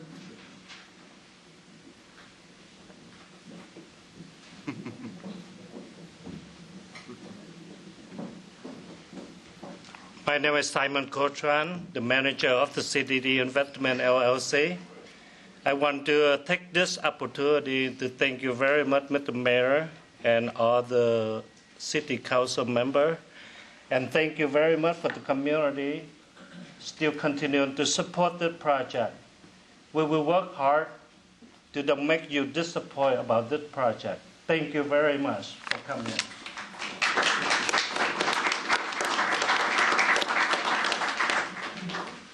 Okay, that moves us on to item 37, a request from SDG Macerich Properties LP for an amendment to the C4 preliminary development plan for Southridge Mall, 1111 East Army Post Road, to redevelop a portion of the mall in the vicinity of the food court as 133,777,000 square foot area for retail, office, assembly uses, access from an outdoor plaza on the north side of the mall, and a 94,000 square foot area for athletic fitness assembly uses on the west side of the mall, subject to conditions.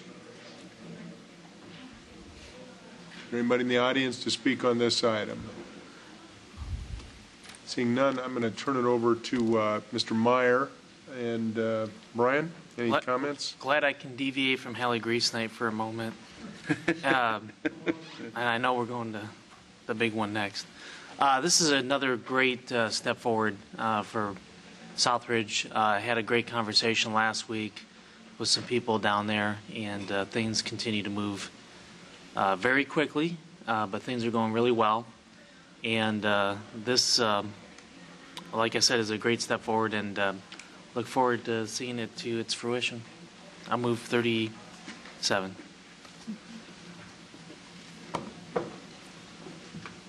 Seven yes. Item 38 is items regarding the Waterfront Lodging, Inc. development. of the block bounded by Vine, Southwest Water Street, Market, and Southwest 2nd Street. A is a recommendation from the Planning and Zoning Commission. B is a hearing on the vacation and conveyance of a small segment of remaining public alley right-of-way. 1 is the first consideration of the vacation ordinance. 2 is the final consideration of that vacation ordinance, and the waiver is requested by the applicant and requires 6 votes. Item C is a hearing on the vacation, the conveyance of segments of Southwest Water Street and Market Street right-of-way in exchange for comparable parcels along Vine Street and Southwest 2nd Street. 1 is the first consideration of that vacation ordinance, and 2 is the final consideration of the vacation ordinance, and that waiver is requested again by the applicant and again requires 6 votes. Item D is approving the final terms of the development agreement with Waterfront Lodging, Inc., and a conceptual development plan for 2 new hotels and a parking garage in the 100 block of Water Street, and we have Council Communication number 12-038. I'm going to, in a second, turn it over to the city manager to sort of walk through the process, and then I think we'll have a presentation by the developer and or their representatives on where we are in that process. We also, this item has been referred to the Urban Design and Review Board, and they have asked with some comment. They have indicated that they think it's a big improvement. However, I think there have been some other items that have been brought up by residents, and that the Urban Design Review Board has also asked to review sort of an updated plan, I believe, or at least a response by the developer. And while I believe it, in some sense, it's anticipated that there might be some final approval, I think the final approval for this should not be at the Urban Design and Review Board. It should be at the City Council. And I'm hopeful that what we would do here this evening, upon the recommendation of the city manager, would be to walk through this, but the final approval, although while we would pass it along, we would ask for the Urban Design Review Board to pass their comments back and hopefully approve this or not, but bring that back to the City Council for a final vote. I find it slightly out of what I would see to be the proper process to have the Urban Design Review Board to have the final say in this on this subject. So, Mr. Manager, let me refer to you to go through the process, where we started and where we are today. Okay, thank you, Mr. Mayor. In just a minute, I'm going to ask Rita Connor from Economic Development to come up and talk about some of the recent history on it. But before she gets up, I want to just talk a little bit about the point that you just made and the role of the Urban Design Review Board. This is a very critical property in our downtown. It's gotten certainly a lot of discussion in the public arena. All of that discussion has been good. But I think as I look at this project and listen to the comments that I've received from the public and from our own staff and from council members, the matter of design is really important here. The design of the project is critical. It's on a critical site. How it looks, how it operates, how it fits into the urban setting is really important. The mayor mentioned a moment ago the role of the Urban Design Review Board. For those who don't know, the Urban Design Review Board is a group that's comprised of professional architects along with general citizenry. They review all projects that come before this council from a design perspective. They also look at financing recommendations in terms of economic development assistance. And in this case, the Urban Design Review Board has met recently, actually last week on this particular project. When they met, they had a good discussion, but they were unable to reach a final conclusion. I think there were additional details that they wanted to look at, but I know that they're anxious to reach a final conclusion and submit a recommendation. It's my understanding that the Urban Design Review Board plans to meet this coming Wednesday, that would be January 25th, in a special meeting, and to review the final design and then refer that on to the City Council. It is my recommendation that Council should approve what's on the agenda, but in terms of the final plan for this project, Mayor and Council, I recommend that you withhold that final decision until you have received the recommendation of Urban Design Review Board. So If they have their special meeting on Wednesday, and if they are able to arrive at a conclusion, then it would seem appropriate to me that the council would perhaps schedule a special meeting this coming Friday, January 27th, at which time they could take up that recommendation. I make a point of it now because this is a public process. It's been a public process from the beginning. Maintaining the integrity of public input in the public process is vitally important to a project like this, and I want people to know at least what my recommendation is to you, Mayor and Council, in terms of the procedure going forward after tonight. So again, to summarize, I do recommend you approve what's on the agenda. I recommend, however, that you will withhold final decision-making on the final design of the project until you've received the recommendation of the Urban Design Review Board, which is scheduled for this Wednesday, assuming they make a decision, and if the council is willing to do it, a special meeting on Friday would be appropriate and would keep things moving along. So I'll pause there if there's any questions for me from the council. If not, perhaps Rita Connor, if you would come forward. Rita is has been the project manager for the project from the beginning. She knows all of the history and has been very much involved in all of the meetings with folks, both with Urban Design Review Board, Planning and Zoning Commission, citizens, and others throughout the process. So, Rita, if you would please just kind of outline the history of steps that have taken place on the project and provide some general background, it would be very helpful. Well, Mr. Mayor and members of the council, thank you for the opportunity this evening to discuss the project. As the city manager indicates, a great deal of work has been done. We do have some work remaining to do. We want to make sure that we follow those remaining details of the project the same way we've tried to conduct the process from the beginning, which is to be very thorough and very mindful of the development site that we're speaking of the fact that it comes into an existing neighborhood, and also of the fact that we have city funds that are being proposed for financial assistance. We want all of our decisions and recommendations to be thoughtful regarding that vehicle.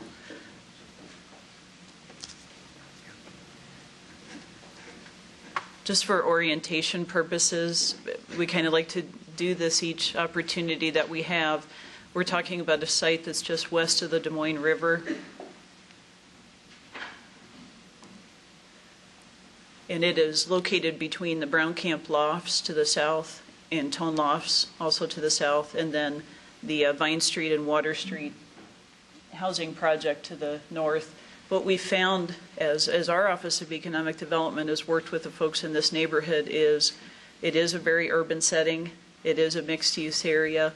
We do have commercial development there, but it's also been very successfully turned into the homes for those folks. And we think that that's been a success for downtown, and we're looking for a project that will continue that momentum.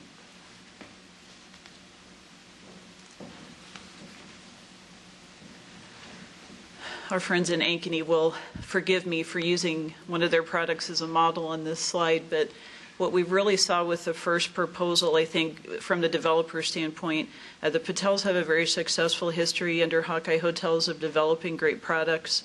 They've got a good reputation within the industry, but what they presented to the city of Des Moines was not an urban product.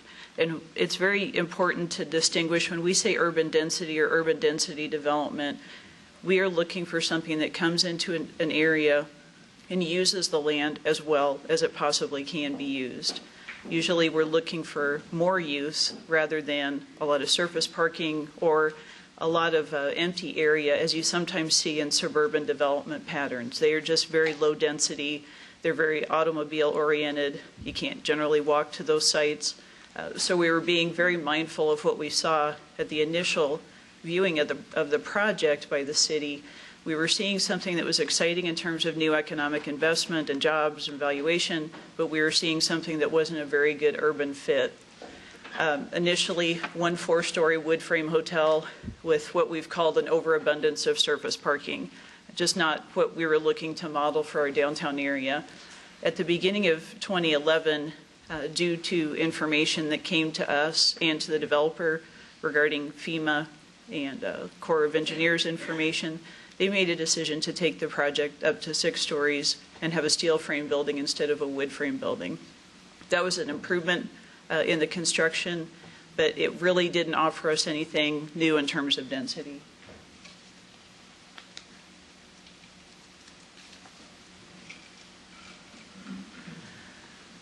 Other departments have been very helpful to us during this project, as our office has worked closely with the Patels, understanding that what we came to with our initial view of the project was permitted within the zoning district, looking at applicable guidelines, regulations, all of the mechanics and technical aspects of putting a project together. We had a lot of things that we were being successful with.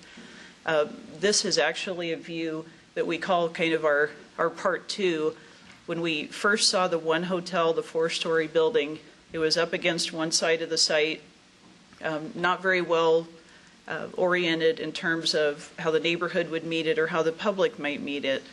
And during initial discussions with staff, this view was achieved, which orients the building into the southeast corner of the site.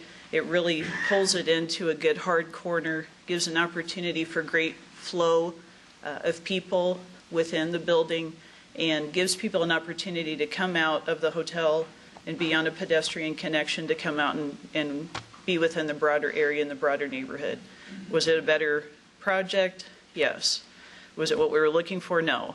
And I will take the moment to comment that the Patels have worked with us very diligently and been very responsive to city staff concerns, but I think that the model that they came in with was just not what we had anticipated seeing, and even though a lot of efforts and new designs were being put forward at this time, we were just not seeing that best product. Our staff process has been to turn to the members of our Urban Design Review Board and other departments as our colleagues, just to make sure that we're crafting and thinking of the details of how this project would fit into the community. I think everyone who viewed it initially said this could be more dense. We're not planning for a nuclear shopping event with this parking. Just really saw those deficiencies at the forefront. So as we continued our staff analysis and evaluation, we were not at the point where we felt we could successfully take forward a development agreement proposal to the city manager and bring forward to you at council. We were still back in what we would call our vetting process to make sure that we had a project at all. Taking it to our informational meeting at the Urban Design Review Board in June was a helpful forum. They'd participated with us as informal subcommittee members in forums up to that point and been very good resources for us.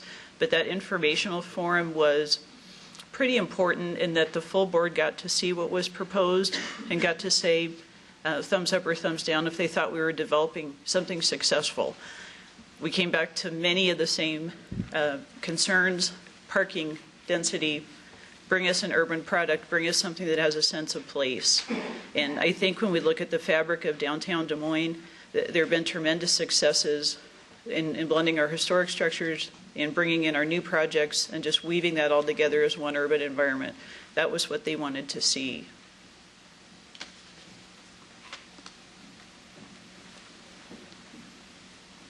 I've got the title of this sheet as our negotiation process because our process as staff and economic development is to make sure that we're bringing forward that combination of design and financing recommendation that the board can support, city manager and council can support. Our biggest questions when we were looking at those past views of how the site was to be laid out was, how could we achieve urban density? What kind of alternatives do we have to surface parking? What are we going down a path that we're going to be able to find some compromise?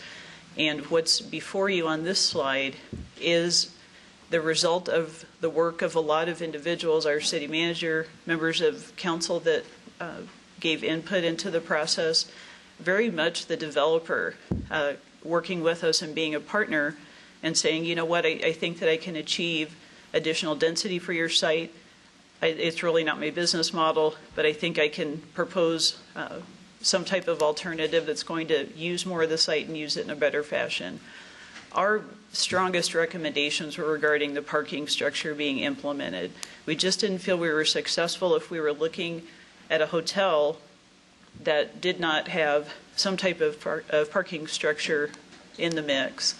So the three elements that came out of those negotiations were not one hotel, but two hotels, and the 238 space parking structure. And originally, We saw an orientation where the parking structure was on the north side of the site, and Hampton Inn and Suites at the same place in the southeast, and introducing some type of extended stay product, which we don't currently have in the downtown market. Those were the elements that were brought into the conversation and seen as maybe a solution that we could take something forward in terms of a development agreement.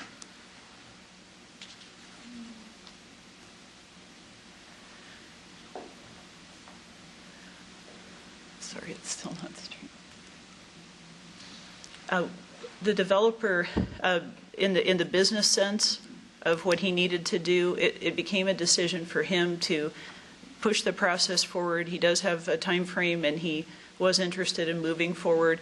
And he began to bring some information along with his legal counsel to this council chamber late September and early October.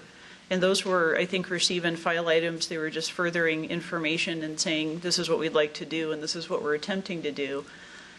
We recognized, I think, at that point, although it had been discussed, I think, throughout the summer, that there needed to be an opportunity for the neighborhoods to at least understand what had been going on. There was recognition that a prior project that was, I think, abandoned in 2009 did have some publicity, did have some media attention to the site. So maybe there was an understanding there would be something there someday. Were people going to be surprised by that? But we felt like to take forward at least our best information that we had at the time, it was time to make that step.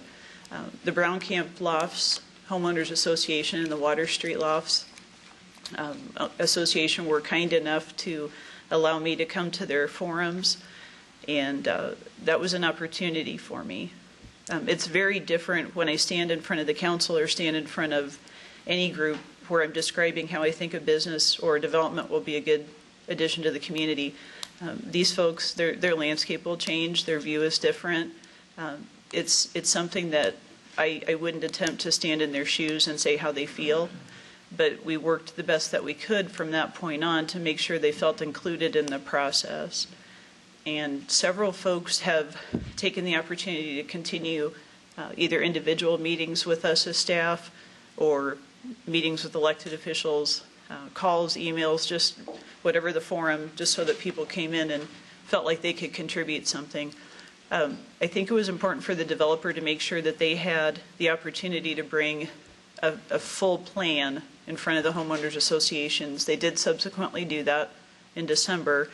And this, I apologize, it's a bit grainy of a view, but the result of those homeowners association meetings and conversations were, could we make a shift in how you've proposed these uses to be oriented on the site? So we're looking now at parking garage being moved to Second and extended stay hotel product being moved to Vine Street. I would let the adjacent owners comment to that, but one of the things that we thought was really important about that conversation is we end up with a better product. And our Urban Design Review Board members referenced that when they had the opportunity to look at this reorientation. It's something that's meaningful in terms of how we've run our process to just make sure that as we're introducing something new, we come out with the best end product that we feel like we can. And I would thank the residents for providing that assistance and offer any comments they may have in addition to that.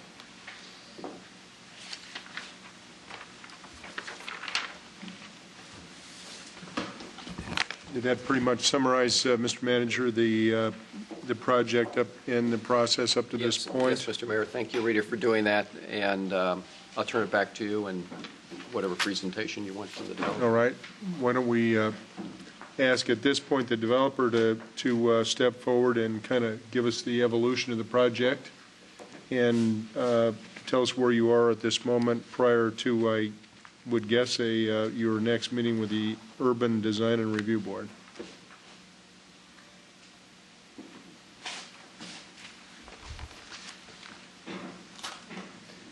Mr. Mayor, members of the council, William Willis, 317 6th Avenue, Suite 300. I'm appearing on behalf of the Patel. Mr. Patel is here with me this evening, as is my partner, Dan Manning, and also Russ Bitterman from the firm of Brian Schiffler and Associates, the architect. Rita has pretty much gone through, Mr. Mayor, members of the council, the evolution of this project. As you can see, the project has been under consideration at this site for better than approximately 2 years.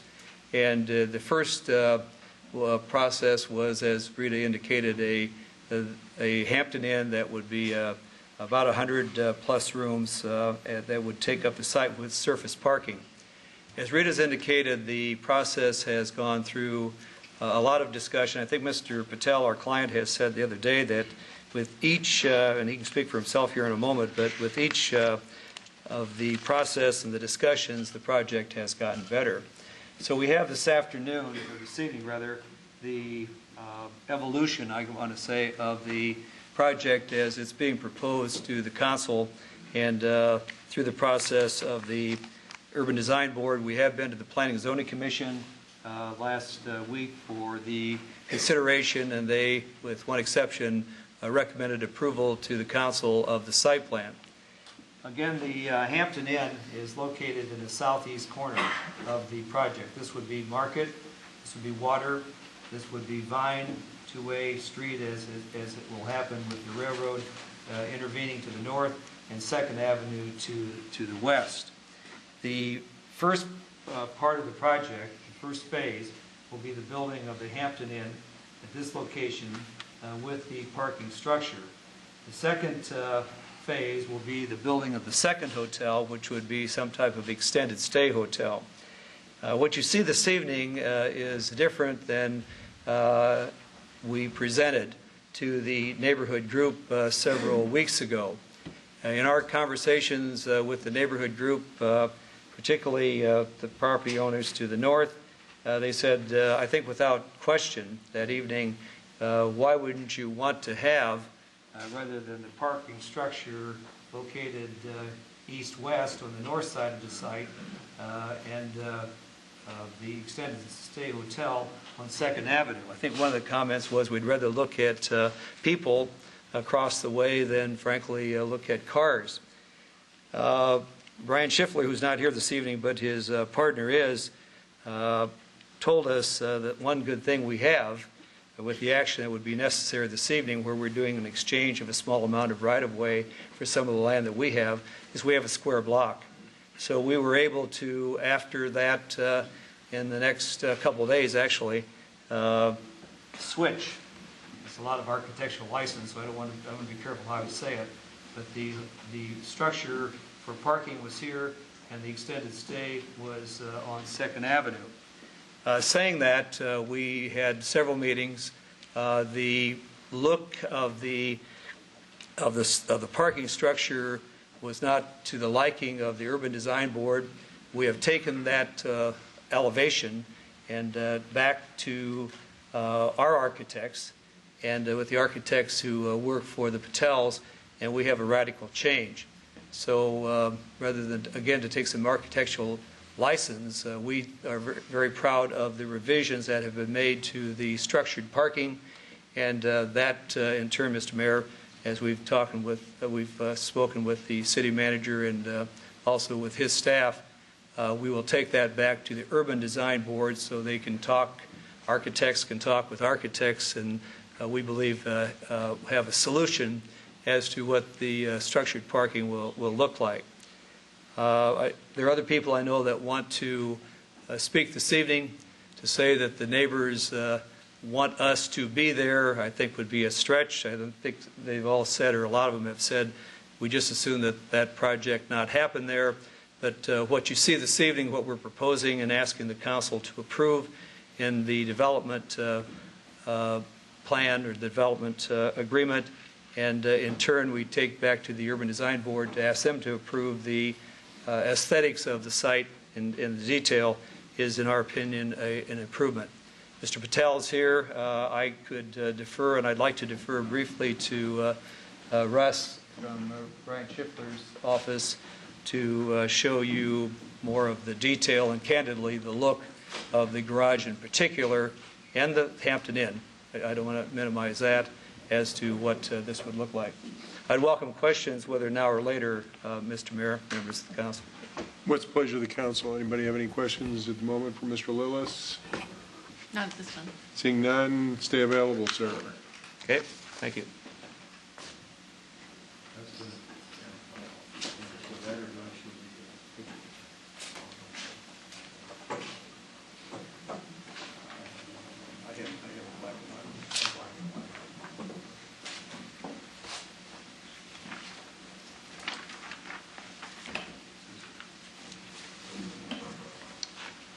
Russ Bitterman with Schiffler Associates Architects, 4717 Grand Avenue in Des Moines.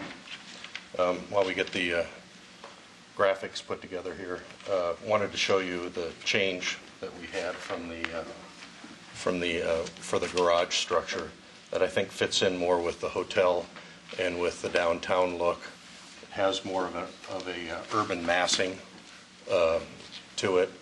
I apologize that this isn't in color yet. This was some sketches that were put together rather quickly at the end of last week, and we'll have something tomorrow afternoon for our meeting on Wednesday with the Urban Design Review Board, and then we'll bring that back to show you also on Friday. The parking ramp is still, for the most part, going to be brick, 2 tones of brick in this area, and then the intervening areas are a metal, whether it's a perforated metal or a metal mesh, but something to allow ventilation of the parking ramp structure. We have to have so many square feet open in order to do this by code, and so what we're doing is we're setting up these brick masses as sort of like building facades, and then the background is the mesh or the perforated area that will hide the cars as well. I don't know if there are any other questions that you have of me. I guess one other thing is that the brick is I think one of the issues that the Urban Design Review Board has is that the brick is thin brick that's set on precast panels, concrete panels. It's integrally cast into the precast panels. For all intents and purposes, when this building, the way we have it massed, is put up, you really won't be able to tell the difference because the joints of the precast widths will be hidden by the way that we've massed this together. And how will they be attached to the building? How will what? These mats of thin brick, how will they be attached to the building? The thin brick is actually a small thickness, but it's set in the precast as part of the precast process. When the precast goes through the plant, they have a mold that the bricks sit in so that they don't move around, and then they pour the precast material over the top, and so that face becomes the bottom side of that, and so they're integrally set into the concrete. These bricks aren't something that are pasted on plywood or something like that. And then the precast are hung onto the building using steel clips and so on and so forth. Any other questions? All right. All right.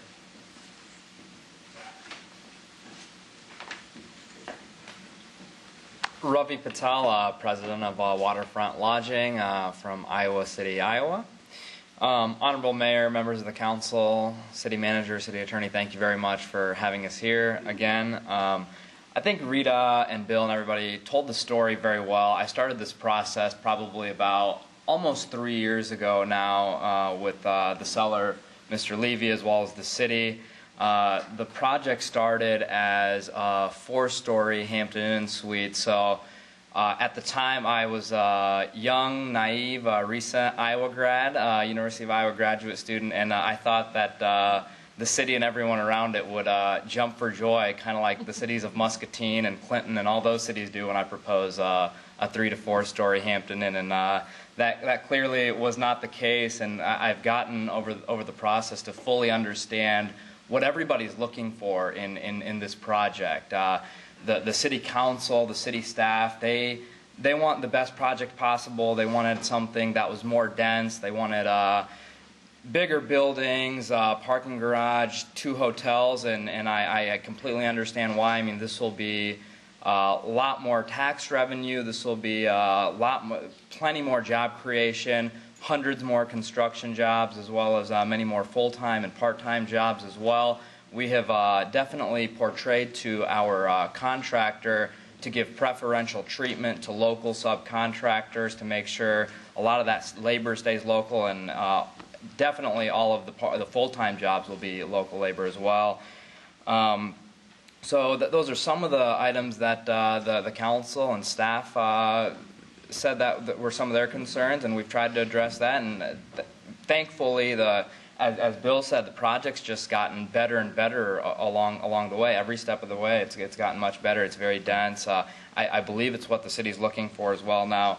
The Urban Design Review Board has had their input for quite some time. I believe we've been to 5-6 meetings with them now, and the project has become more and more aesthetically pleasing throughout those meetings. We've met with the neighborhood associations for the Brown Camp lofts as well as the Vine Street lofts. We've sat in the homes of many of the condo owners.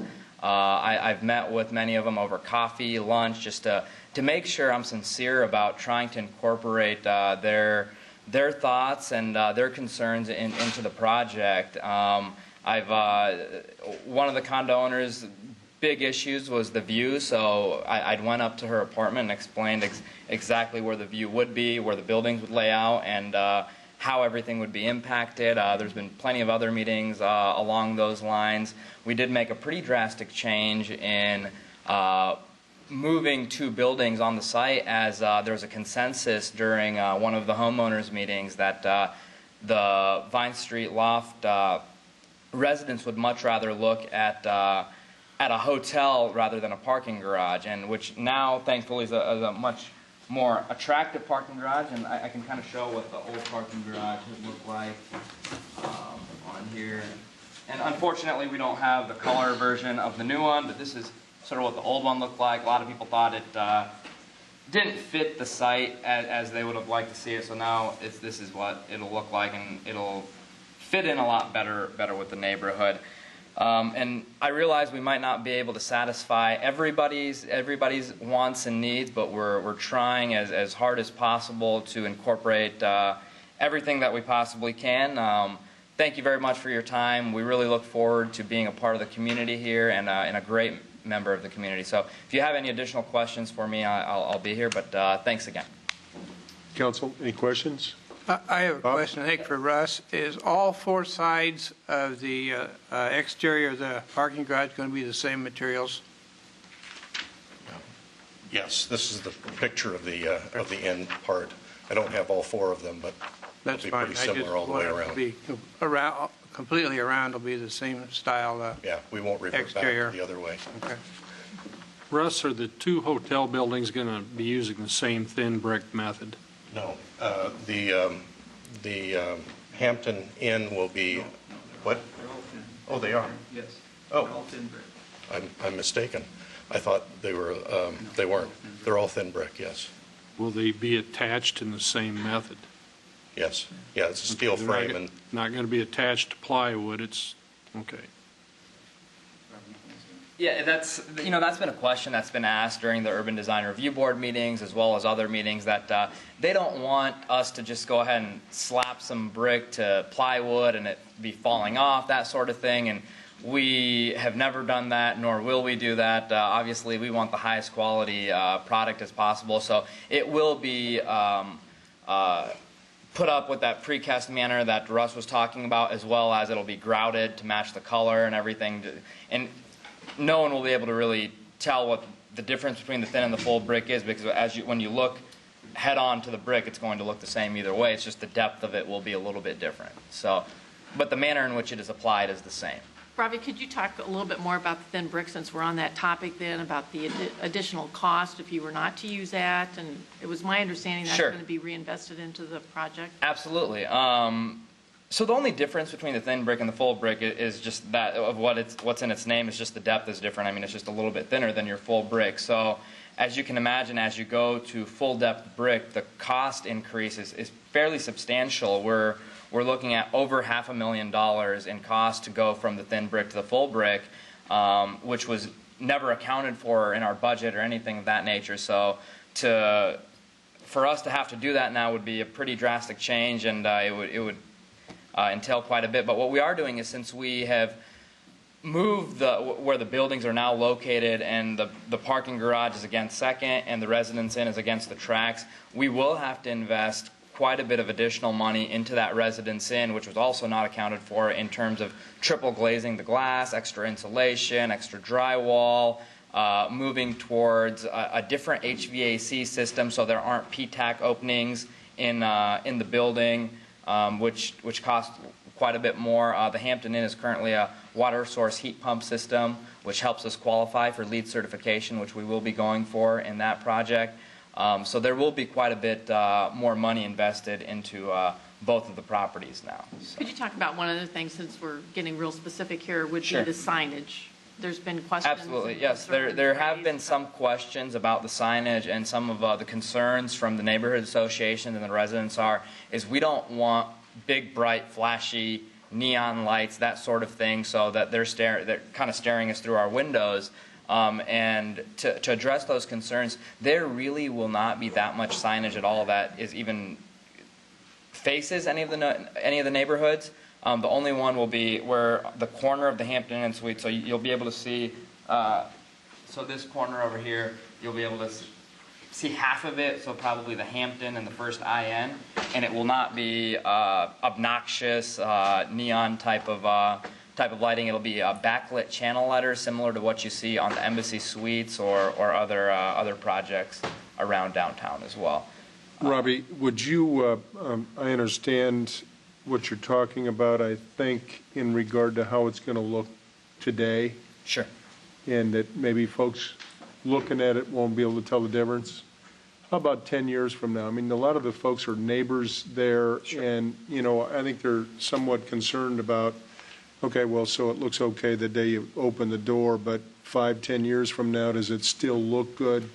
Is it that thin brick? Does it start cracking? Does it start falling off? Does it start looking cheap and reveal the savings in the construction over what it would have been if it had been full brick? Oh yeah, in 5 years it's going to be all pretty much falling down and all over the place. And okay, no, Rob, we're out of here. No, but seriously, no, Mr. Mayor, as long as it is applied correctly, there's no difference whatsoever between the thin brick and the full brick. The only time you'll sometimes see, and it's the same, it doesn't matter if it's full or if it's thin. If it's not applied correctly, it will start to fall off the building, so to speak. But no, there'll be no difference in 5 years, 10 years, 20 years.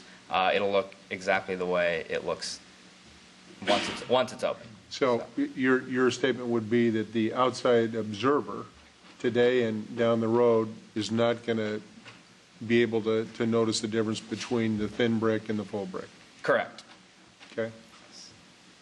Thank you. Thank you.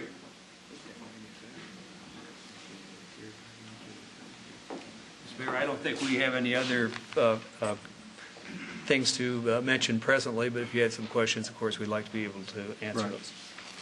Unless council has any questions, I'd like to open it up for discussion or comment by any neighbors or interested folks. We want to hear and have all your input as we discuss this item. So we'll start here. How many other people in the audience are intending on speaking on this? Got 1, 2, 3, 4.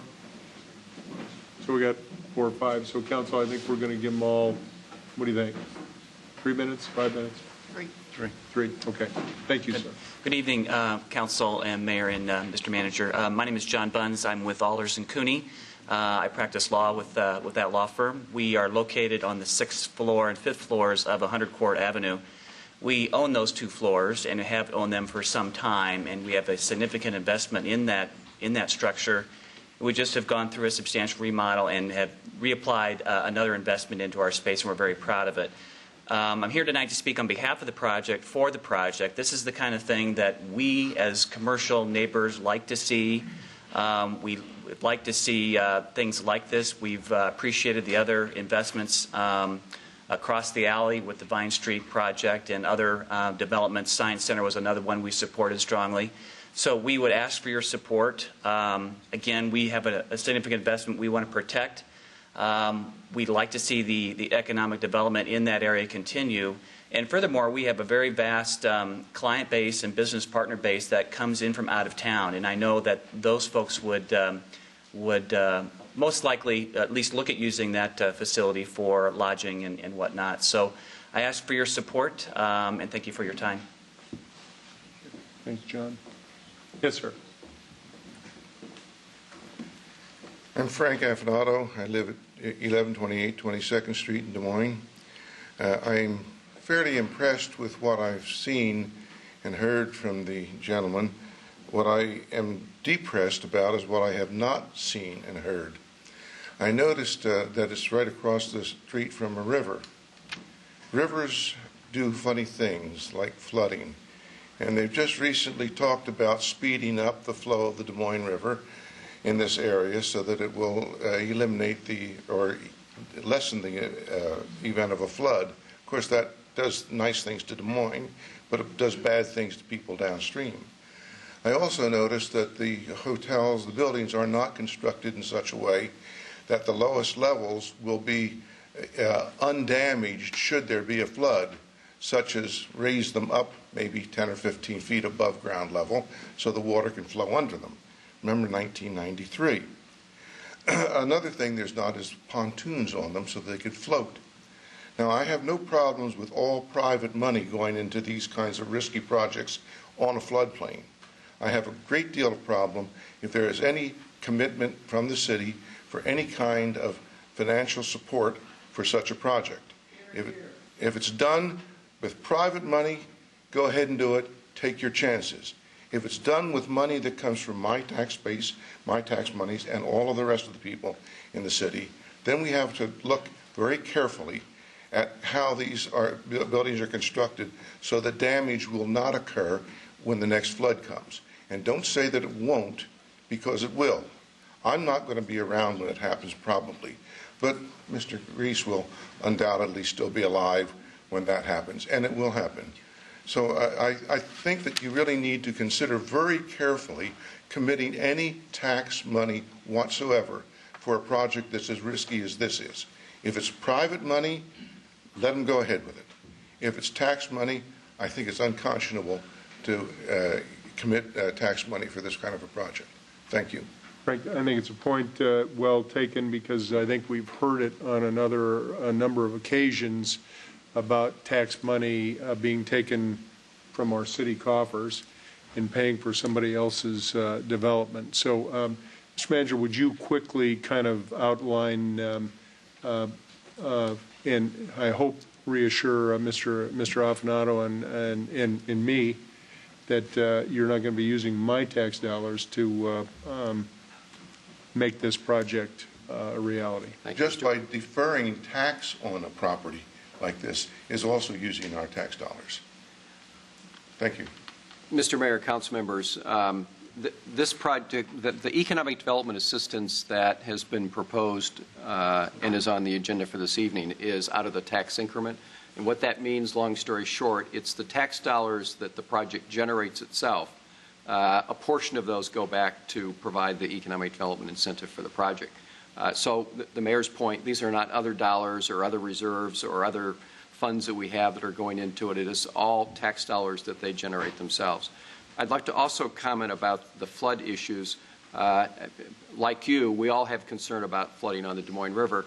But please understand that, and I think that Ravi Patel noted this in his comments, that all of the design that will go into the building and how it's arranged in terms of its location next to the levee and next to the river will have to take into account the most recent data that we have on flood protection. They will have to build into the project flood protection measures. They've worked with Phil Delafield on our CD staff on that point, also with Jeb Brewer and our engineering staff to make sure that those adequate precautions are taken.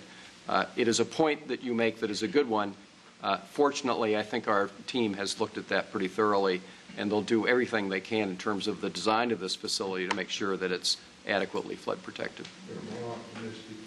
Mr. Manager, in addition to that, it's, I think that I'm hopeful that a project like this or any other project is just not tax neutral. Is there a case to be made that this would generate more taxes today than it would if the project, A, wasn't built, or B, if it wasn't built other than the original standard that was talked about earlier? Mr. Mayor, council members, if the shorthand way to talk about it is over a 23-year period from the point where the first city TIF dollars would go into the project until that stream is completed, the project will return back to the city $10.5 million. And that's because there are excess property tax dollars that will go back into our coffers. There are also hotel, motel tax dollars that will go back to the taxpayer. So there are two income streams that come off of the project, and that's why, based on our projections, we're able to estimate that the return on investment, if you will, over that period of time is about $10.5 million, and that's probably a conservative estimate. It could be more, but that's what we're using for right now, $10.5 million. Is that over and above the base? So there's still a base tax that is going to be paid over that period of time? There is a base valuation with tax increment. The base valuations of the property that's there today will continue to pay taxes. So the number I just quoted, 10.5, would be in addition to the tax dollars that are currently being collected on that property. How much money is going to be flowing off of it anyway? Does anybody have that number? Is it like $2 million? Well, on an annual basis, the taxes are less than $100,000. So over that period of time, you're talking maybe another million or so that would be generated, maybe $1.5 million over that period of time. Mr. Manager, do we have an agreement with Hawkeye Hotels that they not challenge the taxable valuations placed on it by Polk County? Mr. Moore, council members, as part of the contract which is on your agenda, there is something called a minimum assessment agreement. It's a provision under Iowa law which basically says that the developer has to agree as to the minimum assessment. That's in there to ensure that the city's not put in the position where the TIF dollars that are rebated back to the project are not coming out of other funds that we have that are, in fact, those funds are coming from the project itself. Minimum assessment agreement is the term of art for that. And I might add on the minimum assessment, I think it's real important for us all to be aware that if there is property tax change at the legislature, those minimum tax assessments stay in place, which we've got several of those in place downtown right now. I think Nationwide, Wellmark are minimum assessed projects, so they will not receive any of the benefit of any potential property tax change. And I think these are good points, and Frank, I appreciate your bringing that up. I think we have a gentleman here that may have some other points. A gentleman.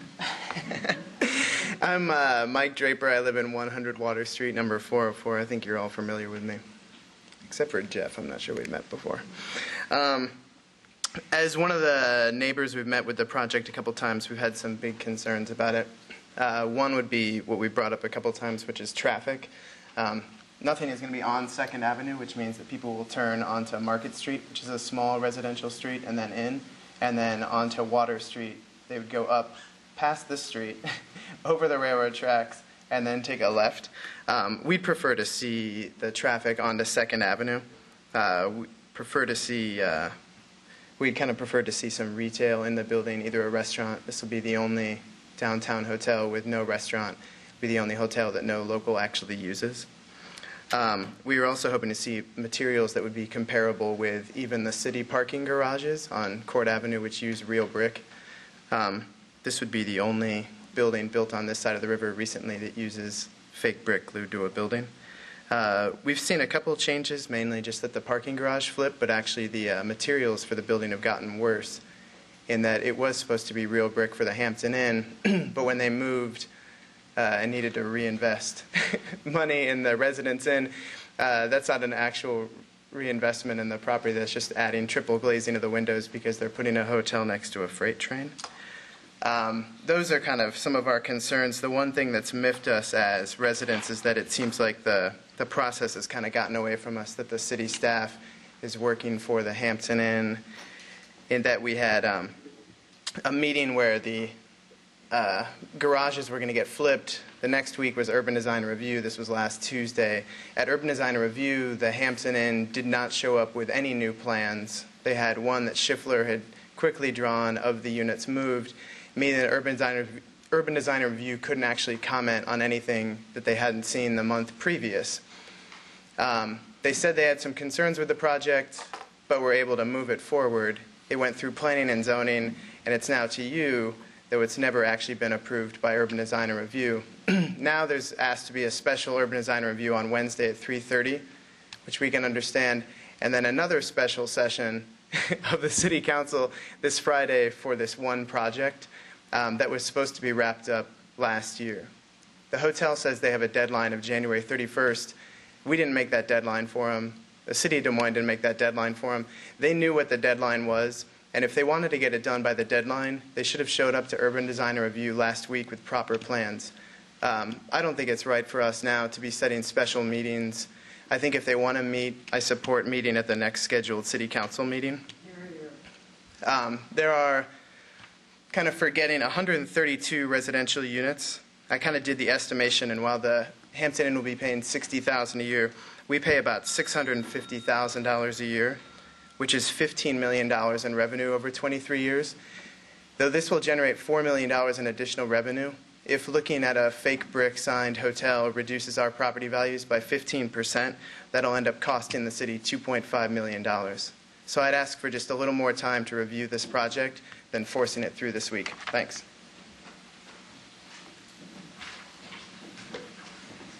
Good evening. My name is Laura Faraci. I live at 1011 Kingman Circle, Des Moines, Iowa. That's Lora, F as in Frank, Raracci. I'm from Atlanta, Georgia originally. I transplanted here in '89. Back in the '80s, Atlanta looked at a long-term plan to really make their skyline something to be proud of. And so they decided to, all buildings over a certain height had to have something on top. They couldn't be flat. So now you have this just amazing place, amazing skyline. For Des Moines, and I'm now, I live here, I'm going to stay here, I'm not moving back to Atlanta. But I see this riverfront area as a long-term investment. It'll be here after you're gone.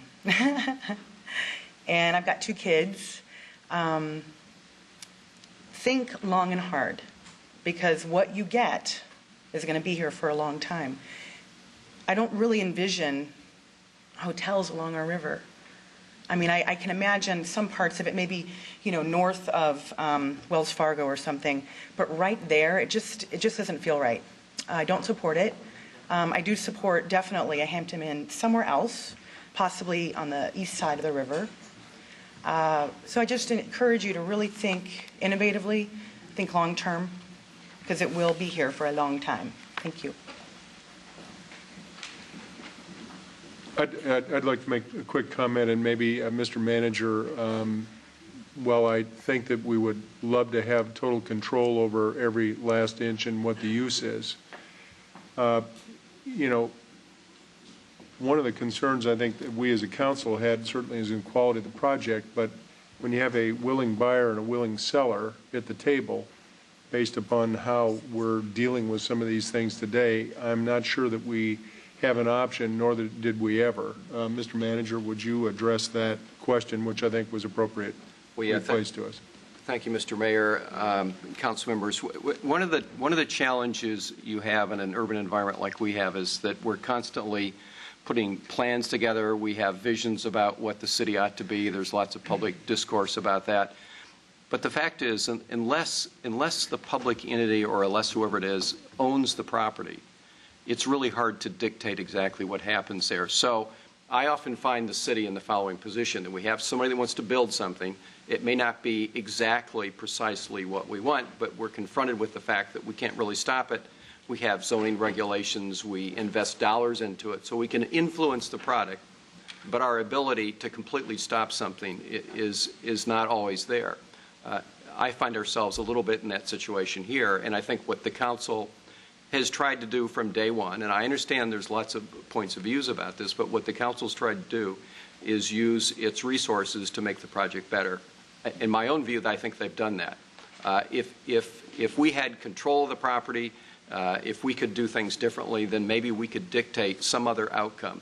But we're often not presented with that scenario because we don't own the properties that we're talking about, and we simply can't do it. Just one little piece of information for some of the people that watch city government and how it functions. It wasn't too long ago when the power of eminent domain was taken away from cities. So our ability to assemble land, to control it, to put plans and restrictive covenants on it is not what it once was. And so we're often left with using the resources that we can to make sure the city is developed in a way that's appropriate for the community. And that's a bit of the dilemma that we've got here. I did not know that. I did not know you'd lost that power. Yeah, the legislature, in their infinite wisdom, decided that it should not be ours. When? A couple of years ago. 2007. 7 or 8, yeah. Nan Stillion, 1604 24th Street Place. Having moved into the North Great Ghetto in 1971 and living there happily until the present, but only with a great deal of effort and advocacy, I would like to take this occasion to say that we cannot take the budgets away from police, from fire, from those human services that the city has anything to do with, and put the emphasis, and I appreciate the city manager's effort to get commendations, national citations for Des Moines as the place to be, or whatever those designations are. The Forbes impressed me. But we've got to think about putting, first of all, money where it has to be, because if you help an Anawim project go into my neighborhood, you have got to up the amount you give to the police, because the management of projects is very important. The designs are very important to begin with, particularly on this waterfront, which was praised by national people who came in on a tour from the National Endowment for the Arts. They didn't want to come to Des Moines, but my boss suggested and insisted, and they finally did, reluctantly, and were bowled over at that time in what a beautiful waterfront, all the way along, unspoiled, relatively, Des Moines had. These were architects, these were the people who were on the key panels at the National Endowment for the Arts. Our waterfront doesn't look that way anymore.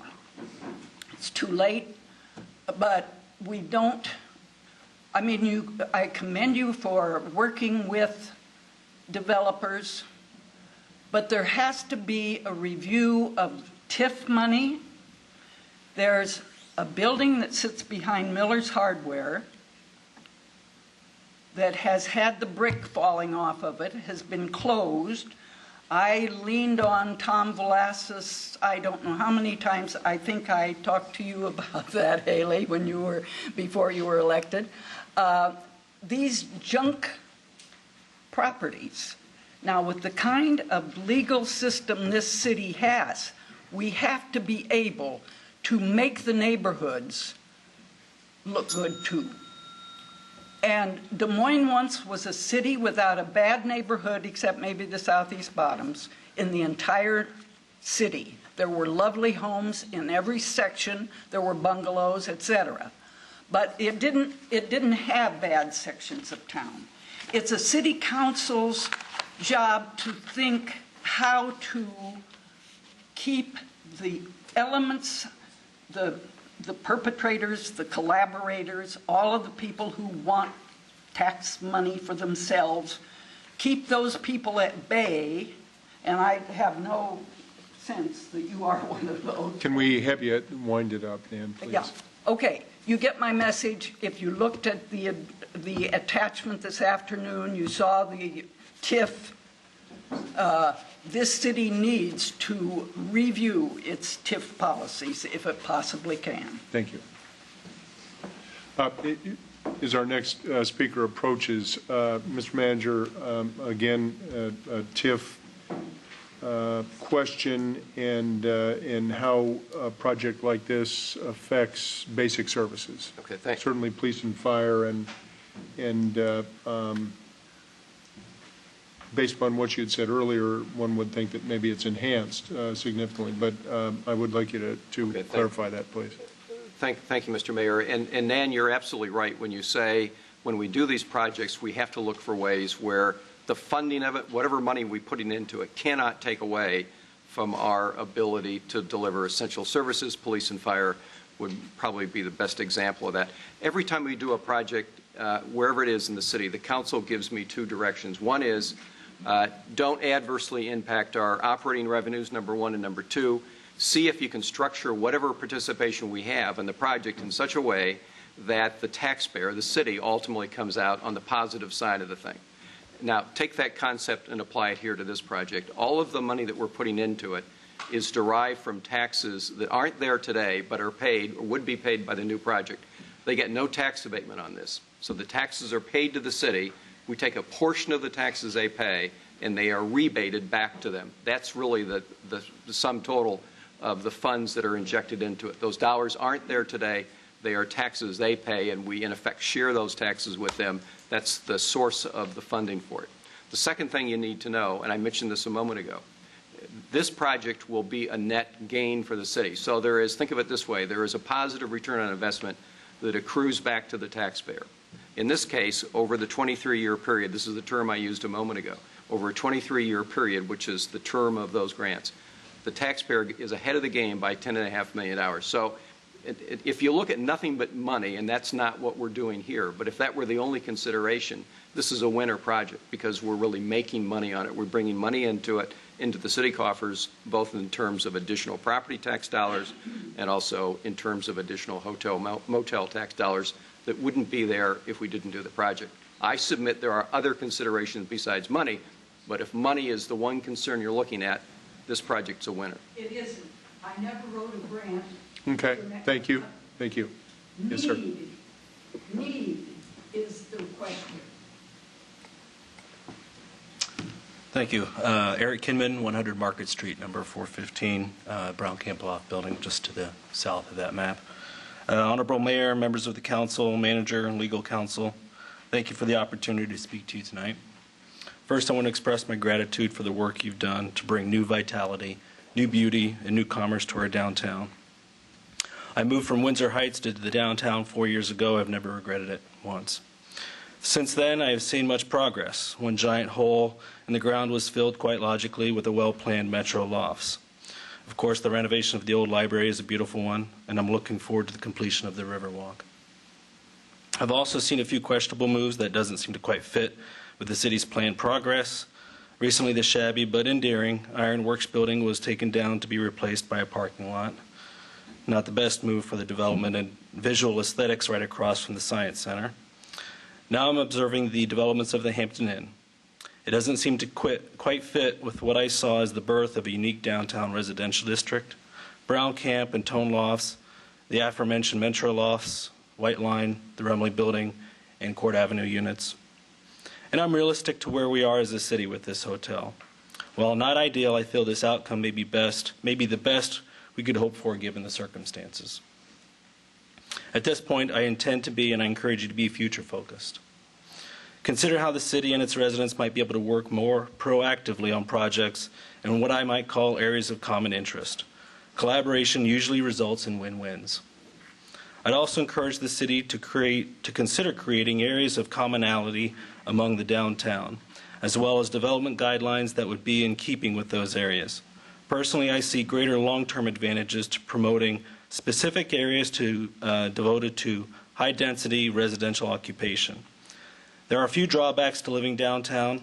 I still await the day I can walk or bike to get my groceries and home supplies. High-density residential neighborhoods would give these types of businesses an area of potential prosperous focus. I'm not 100% clear on what necessitates a project to come before the council, and I'm learning about that tonight, especially with this project, which seems to be taking a different route.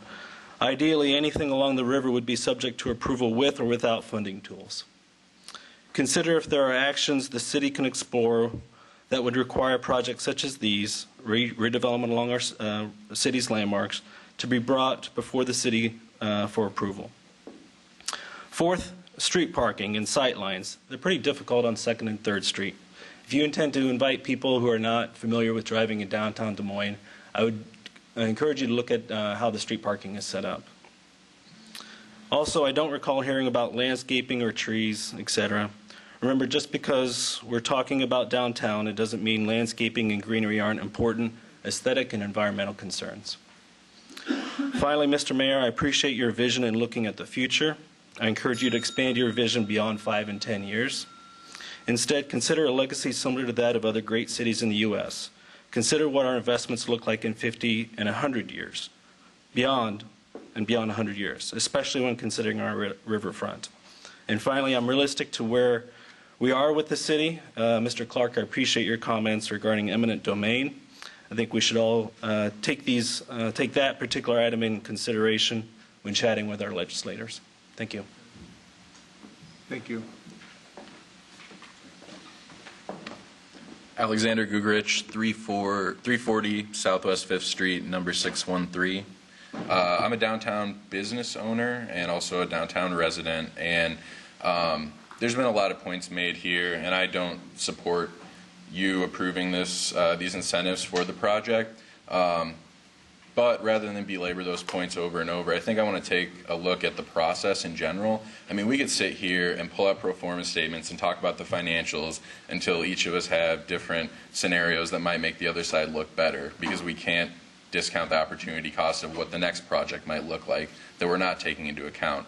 But I guess what I'm seeing here that makes me a little wary as a resident is that the residents around, although you're listening to them or you're hearing their feedback, I don't feel like they're being listened to. And the way that this process is going with the sped up Urban Design Review Board, the special council meetings, everything like that, as Mr. Draper said, for the private company's timeline, not the city's timeline, I don't think that's really what we need to be doing as a city.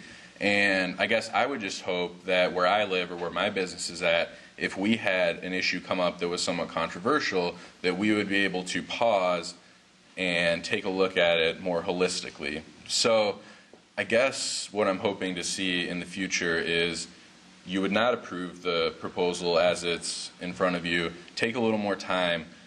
Really listen to these residents surrounding the community, because they're the ones that are going to have to live with it day in and day out. And then in the future, look at that for how developments are brought to the council, and really look at the residents, not just when they agree with the proposal, but also when they're against the proposal as well. Thanks.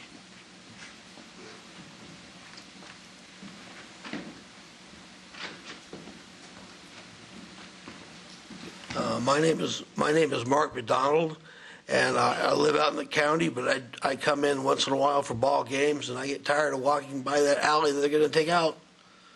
But mine is a much lighter concern. They have. I heard the problem of competition in downtown for hotel rooms. This will add about 250 rooms, but it's not marketed to compete with Embassy Suites or Savory or Marriott. It's supposed to be a lower budget, and what bothers me is that this extended stay facility has not been named what brand it is or who it would compete with. I've turned to the website of this hotel company, and they have about 8 brand names to choose from, plus they use others beside that, and they've never named this extended stay, which one that's going to be. And last, as an aside, is I read today's paper with the increment financing, and for Des Moines having the most financing on the books in the state, to pay it back in 10 years, I think is very reasonable. Thank you very much.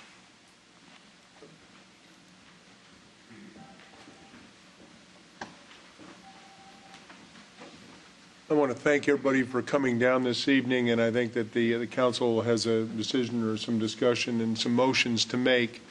I would like the manager to make one more comment regarding, as I think Alexander Gugrich had a point regarding, you know, what's the right thing to do here. You know, I think it was my vision when I originally saw 100 Court Avenue redeveloped by the owner's father, I think, when it was reorganized. He owned that piece of ground. I think that we all hope that, especially with the Water Street condos put up there, that maybe this would be a all residential area, and that would be a great thing to happen. And but for whatever reason, and I think I'd like the manager to address it, it's not within our ability to tell the owner and the buyer exactly what it is that they can build there. We don't have much control over that. I think the one thing that we've tried to spend a lot of time on, in which has been, at least in a small way, in our control, is the quality of this project. And I think that if anybody saw what the original proposal was, and as Robbie pointed out, there have been some very large incremental increases in the quality of the project, which hopefully is not detrimental to the value of adjacent property owners, nor to future development in the area of other properties. But Mr. Manager, if you could touch on some of that, because I feel your almost pain, so to speak, because we used to own a piece of property not too far from there, that we had some dreams through the years what would happen with that particular block, but now we're someplace else. But anyway, go ahead. Thank you, Mayor and council members. Well, part of the response is getting back to the comment a moment ago about the lack of eminent domain. As we just noted, it was a few years ago when the city was able to assemble property. When you own land, that's really 90% of the issue. You can control its fate and what happens on the property. When you don't own the land, it's really difficult with our controls to determine precisely what happens there. In this case, the land is privately owned. The landowner has a right to sell his property. There's no question about that.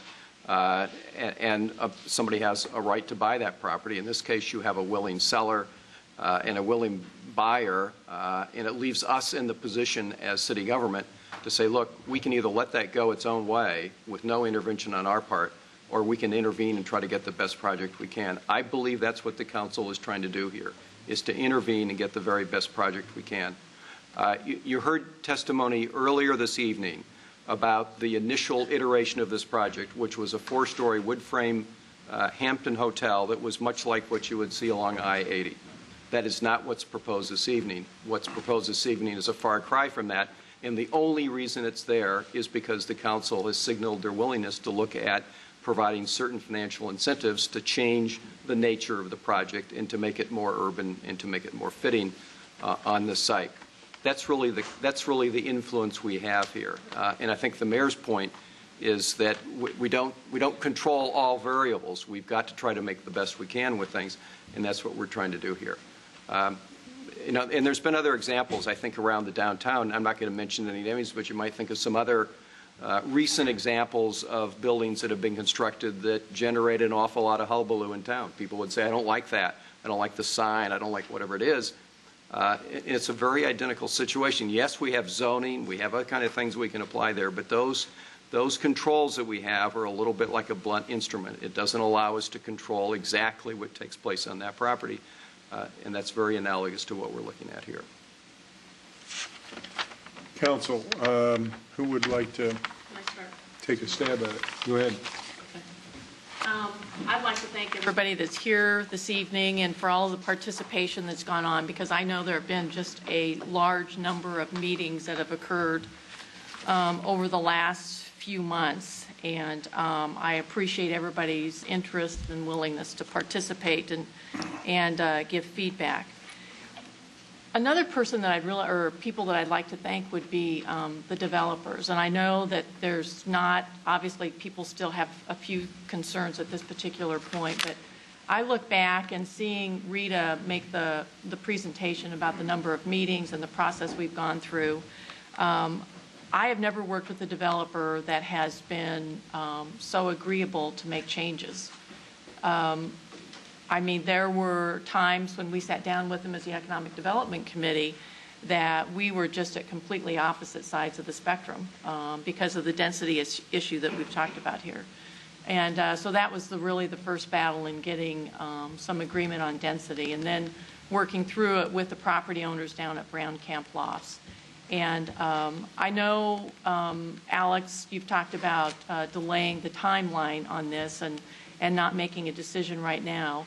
I can go through. I've had emails from some people that says nobody at Brown Camps is in support of the project, and then I can turn around and get emails from people that live at Brown Camp that say, we love the project, we're really upset about some of the comments that are being made. So, you know, people are saying some things privately, they're saying some other things publicly, and so, you know, we're never going to get on the same page on that. What I look at is right now, you've got the Court Avenue Business Association that is supportive of the project. They've sent a letter of support. It's gone through P&Z. That was a 9-1 vote. There were some, you know, a lot of discussion, a lot of debate. The urban design, they've actually approved the development project. They're still wanting some materials to come back. But again, we have to cut them a little bit of slack, and the developer a little bit of slack, because they had met with the homeowners at Brown Camp and other residential individuals down there and decided to respond to the concerns about flipping the garage. So these are some things that have happened with not the normal amount of time that it would take to have a project get all the drawings. I cannot discount the amount of return, the money and the investment that the city is making and the amount of return that the city will get. And, you know, every so often, not every so often, probably more often than not, you get fooled when you look at a project and you're trying to think, you know, have we done the right thing for the city? Have we really pushed hard enough? Are we getting everything that's going to be in the best interest of the city as a whole? And I felt that after the Economic Development Committee had met and worked with people over an extended period of time and talking with urban design members and trying to make sure that we were listening and getting information from them as we were sitting down with the developer, I thought that we had a really strong project. And to be perfectly honest, I was really surprised at some of the pushback we got. But I think that through this process, it's continued to grow stronger. And the people, once they learn about the project and once they've had a chance to sit down, the people that were concerned or opposed to the project have been won over to being supportive of the project. It doesn't mean that everybody still likes the project, but I think that we've gone a long way in getting a project that is significantly better for the city, significantly better for the community, and it's something that's really badly needed in the downtown. We need additional hotel space in the downtown. And we did meet with the other hotel operators. I mean, as we've gone through this process, and I'll tell you, that meeting was not a fun meeting. I'm just thrilled to death they're not here tonight. But that was... They're all out there. Are they all out there? No, okay. I'm joking. But we did. We did sit down and meet with them. And we learned some things from them that we'll take into account and address. And Eric Kinman, I appreciate your comments very much.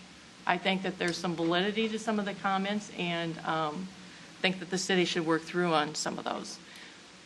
I don't know, Mr. Mayor, how you want to do this, if you want to have everybody go through and speak, if everybody else wants to speak, but I think we spent a great deal of time working through it, talking about it. I think that, Mr. Mayor, you've done a good job in helping answer questions with city managers. We've gone through the presentation. I'd like to go ahead and make a motion. Right.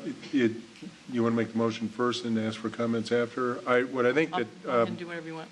And I'm going to quickly defer to the city manager as we walk through this process. Should we go through first the recommendation and the hearing on the, so 38A and B, and then move to the hearing on the vacation of the other piece on the Southwest Water Street, and then D on the approving piece with the added piece to it that the approval is subject to referral back to urban design review and then their recommendation to come back here before final approval of all terms and conditions. Mr. Mayor, I think that's exactly right.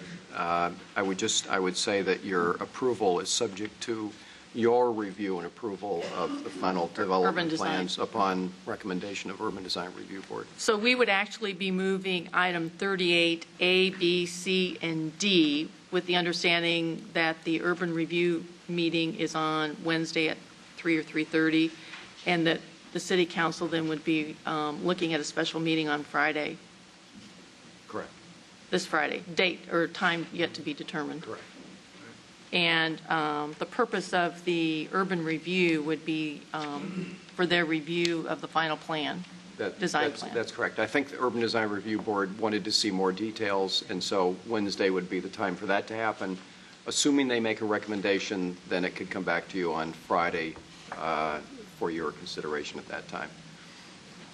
And I know there's been some concern. Somebody talked about the quickness of the schedule. It was important to me that you had this discussion tonight about these other meetings, so everybody would know that there are 2 more meetings before this becomes a done deal, as they say. And I think the developer understands the significance of that timing. What you can wrap up, then I can ask some questions. On a schedule perspective, is 3:30 the normal time that urban design renewal meets? I think seems to be. Can we have Rita Connor? She's been working with that group. Mr. Mayor, council members, the board normally convenes twice a month at 7:30 a.m. I'm kind of concerned that meeting at this time will make them not want to come to those 7:30 meetings anymore, but their normal time is 7:30. So we're actually kind of glad to be able to offer it at an afternoon time because we understand the public isn't always available at 7:30 in the morning. So we've sent notice out about the meeting to both homeowners associations and hope we can have some of those folks with us. I don't want to ask exactly for a vote, but does the afternoon meeting time work? And I guess I'll have to ask Mike as well for you guys than 7:30. For me, I'm self-employed, so I can do whatever I want. Yeah, 3:30 is fine with me. Okay. But some people may have good jobs. And in terms of Friday, is this a vote on Friday that is going to require a certain amount of votes from the council? How does that work to ensure that we have a time? I think I have a schedule that's fairly flexible, but Friday I don't have a ton of time. I know other people have less flexibility. I'll defer to Mr. Lester, but I think it's a simple majority vote on a resolution. The votes that take place this evening are the votes where supermajority is required of the council. What you actually have before you this evening is a development agreement in item D, and the way that Roger has drafted this is a conceptual plan that is approved this evening with the Design Review Board, Urban Design Review Board reviewing the product elements in terms of what's going to go into the building, and then council having a final review after the Urban Design Review Board has met and made their comments and recommendation to the council. So in essence, everything that requires a supermajority would be this evening. Do we want to actually set the time of the meeting for Friday at this point? I think it's been announced, is it not, Rita? No, that's urban design. This is be for the council meeting. Yeah, for Friday. In the event that urban design renewal does, Rick, I have a question for both you and Mr. Lester. On just the item of B, if the Urban Design Renewal Board did not give a favorable recommendation and we agreed with their recommendation on Friday, is item B final action? Tonight? In other words, if for some reason the deal falls through and urban design doesn't approve the plan and the council doesn't approve the plan, what happens to these vacation and conveyance actions? I think Correct. That's your question. I'll let Mr. Lester answer that. Roger, you want to maybe give a more detailed explanation?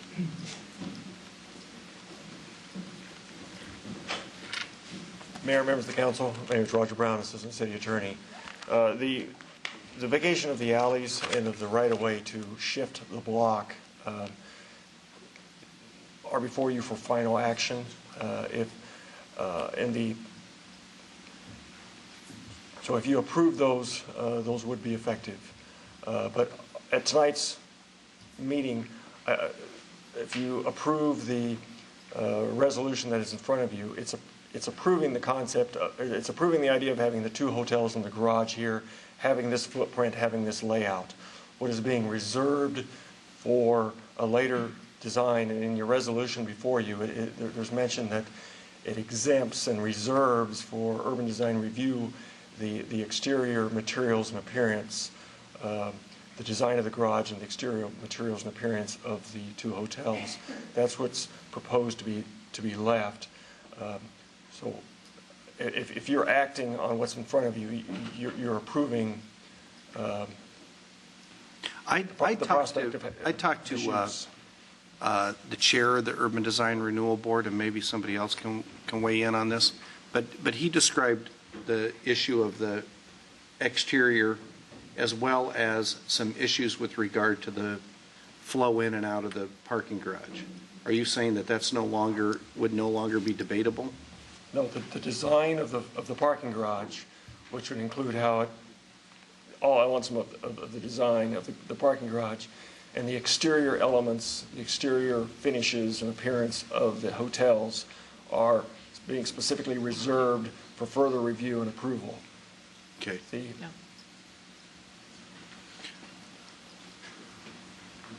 Can I ask, Roger, can I ask you a question just for my own clarification? When council votes on vacation and conveyance here of these alley pieces, does actual conveyance occur irregardless of other actions on this agenda? I think maybe that was Mr. Coleman's more precise question. Let me tell you what my worry is, and then maybe somebody could address that. And that is that oftentimes, for instance, this project, one of the reasons why we have some leverage is because they required some action to assemble the whole parcel. If for some reason this fell apart, or Mr. Patel got approval Friday but then didn't pursue it, or whatever, for whatever reason, the city long-term has lost some leverage on this parcel, which is what all the residents have asked us to make sure that we have.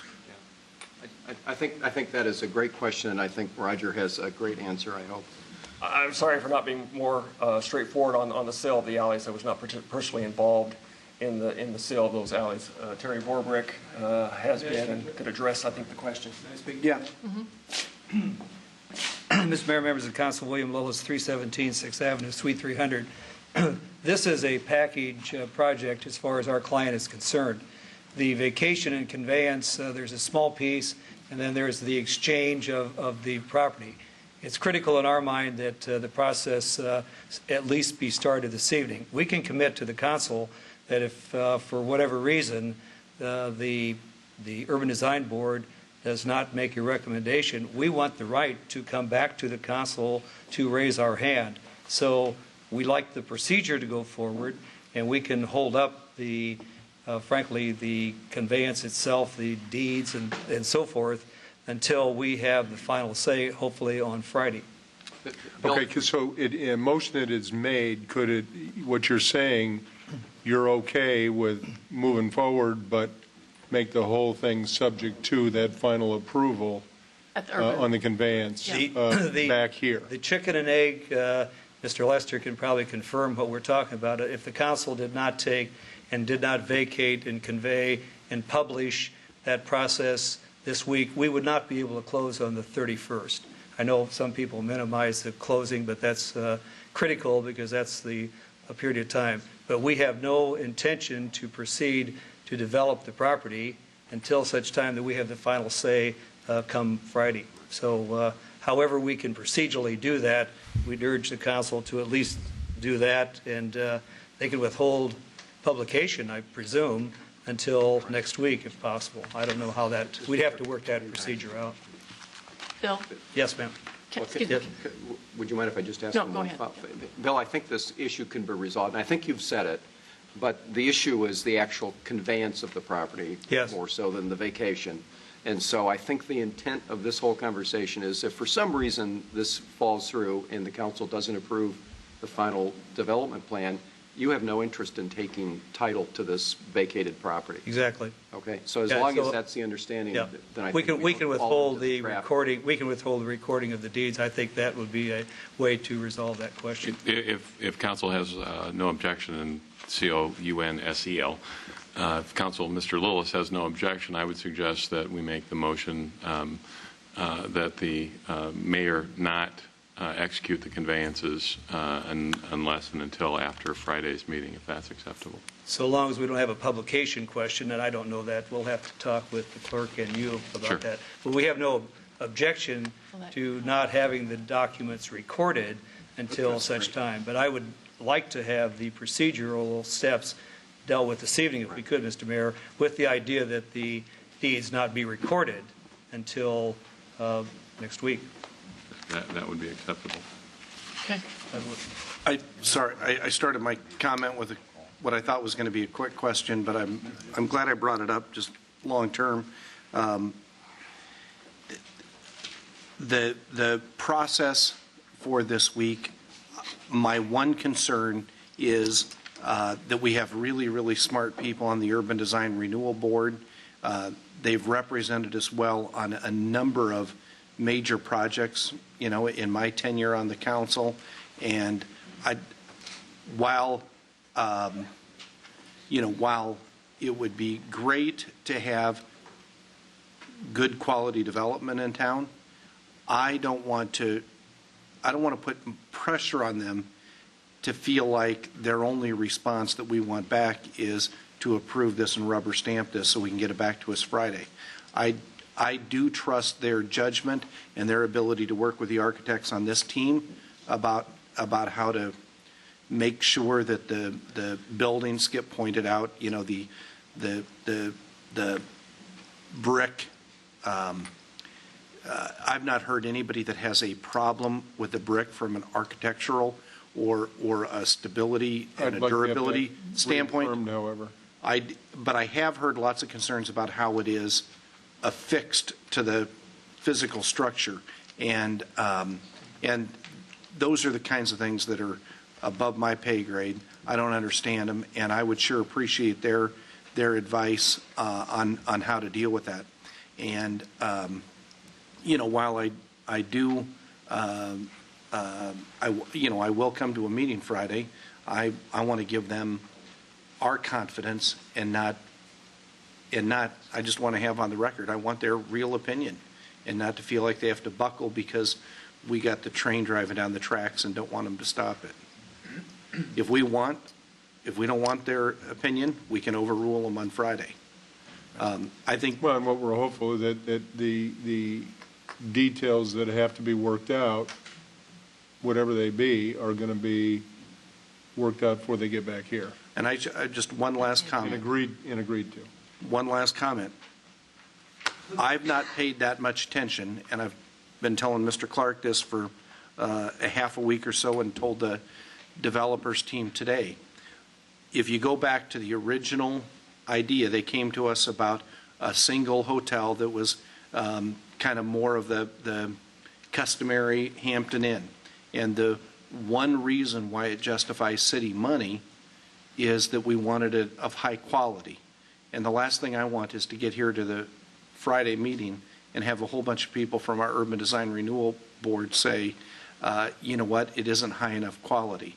Because then not only do we have a building structure and makeup that not everybody feels good about, but it really undercuts the whole rationale for the economic development assistance that we've done as well.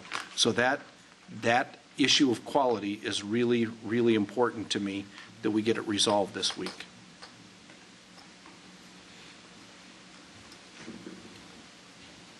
Anybody else?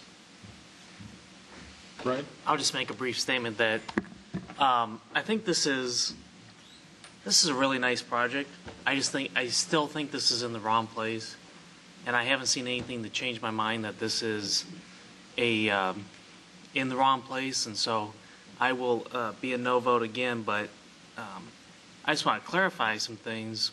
The conversation on use of TIF, I think, is misplaced. We have great projects that use TIF. We have great projects that we invest in. I think this is a great project, and if it was in a different place, I would not hesitate to invest in that in this project. But with the opposition from the neighbors and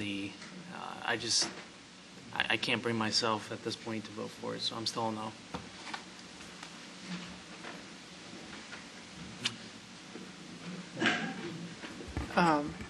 Maybe if I could just kind of go off of what Brian said, at the risk of sounding naive about TIF, as Mr. Draper's article in the Register pointed out, I'm young on the council, so I probably can't understand the complexity of TIF. But I think this is a very different issue than just TIF dollars.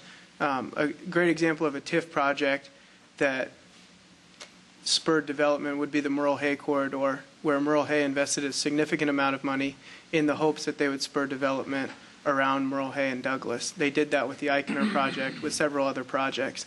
That's how people, I think, traditionally view TIF, is it's designed to create development. In this particular case, it's not this project creating funding for another in hopes that development happens. The TIF is coming from what this project is building, and I think Rick alluded to that. So the city isn't putting money into a pot and paying the developer to do this. The developer is paying taxes on an increased valuation and receiving a portion of that credited back to them. The grant that they are receiving to build the parking garage at the request of the city is going to be, I'm not even sure grant is the right word. It basically functions as a loan that will get paid back over time. I guess one of the reasons that I'm supporting this project is the alternative if we do not approve this project. When the city found out about this, it was a Hampton Inn prototype, the exact thing that Mr. Draper loathes, the neon red sign, a surface parking lot. If we were to vote no on this, I'm confident that they're prepared to move forward with the plan that they had originally brought to the city when the city found out about their development. To Brian's point, I think there are better uses for this parcel of land. However, I think this project is significantly better development than what it would be if we voted no tonight. So for that reason, I am supportive of this project. First of all, I'd like to thank Ravi Patel and his firm. If we had a toll road between here and Iowa City, I think you'd have to take out a loan to pay for it. As many, most developers aren't as amicable towards public input and city staff input as you've been, and I think that it's you're to be commended for that. I'd especially like to thank Mike Draper. You may not realize it, but you gave a voice to a lot of people that may not have had a voice otherwise. And believe me, I know I've listened, and you know that. We've had a lot of emails back and forth. And, thankfully, I stopped down and we got to meet at your store. I think there's two issues here that I'd like to keep in mind. One is there's been a 66% increase in hotel rooms in the last 20 years in Des Moines. It went from 6,000 to 10,000. And with the exception of one small hotel at East 30th and Grand, none of them were built in Des Moines. And we're the convention center. And with what the county just put into Vets Auditorium up there, any of you that have seen it, it's just gorgeous. They did this with the idea of increasing conventions here, which it will. We're not only going to need space up by the convention complex, but we're going to need it in other places because there will be other things going on at the same time, like the state fair. And I've talked to Ravi about that. He wants to throw his hat in the ring to also build one of the proposed hotels up by Hy-Vee Hall and Vets. The other issue I'd like to touch on is special meetings of the Des Moines City Council. And there was a poll done a few years ago by our staff, and they discovered that a lot of cities in Iowa, the councils say no special meetings. You come to regular meeting or else. This council does not take that stand. We've had special meetings to issue a special liquor permit because this council realizes that it works for the residents and the businesses of Des Moines. And I want to point out that a year or two ago, our finance director, Alan McKinley, asked to have a special meeting. There was a very small window of opportunity in which we could buy back bonds and resell those bonds at a significant savings to the residents of the city, and it was in the millions of dollars. If we were not willing to come to a special meeting for that, and the residents found out that we missed an opportunity to save millions of dollars, you'd have ridden us all out of town on a rail. And I don't know how councils in other cities get by ignoring that stuff, but when you talk about special meetings, this is not unique, and this council and our staff are to be commended for attending these meetings. And what's really interesting is if they can't attend the meeting, they're usually on the phone attending it electronically. So it's been a very interesting process. It's not over with yet. As we all know, Wednesday there's another meeting, then probably a special meeting on Friday. But I want to thank everybody that's partook in this, and speaking for myself, I've been listening. And I think we're coming out with a lot better project on this. Well, I want to thank everybody for their participation, especially the time that our staff has spent working with Ravi and Ravi's efforts to come back and try to get a acceptable project. You know, they talk about trying to push this through. This has been going on for 2+ years as they've been working on this, trying to get this to an agreement where we can go forward or deny it one way or the other. But I think it's a good project, and I really like the additional tax that we're going to receive as a city for our coffers. You know, some of it's going to go back for TIF, but not all of it. We're going to keep part of it to our city and be able to add it to our operating revenue. So I'm all in favor of this project. Yeah.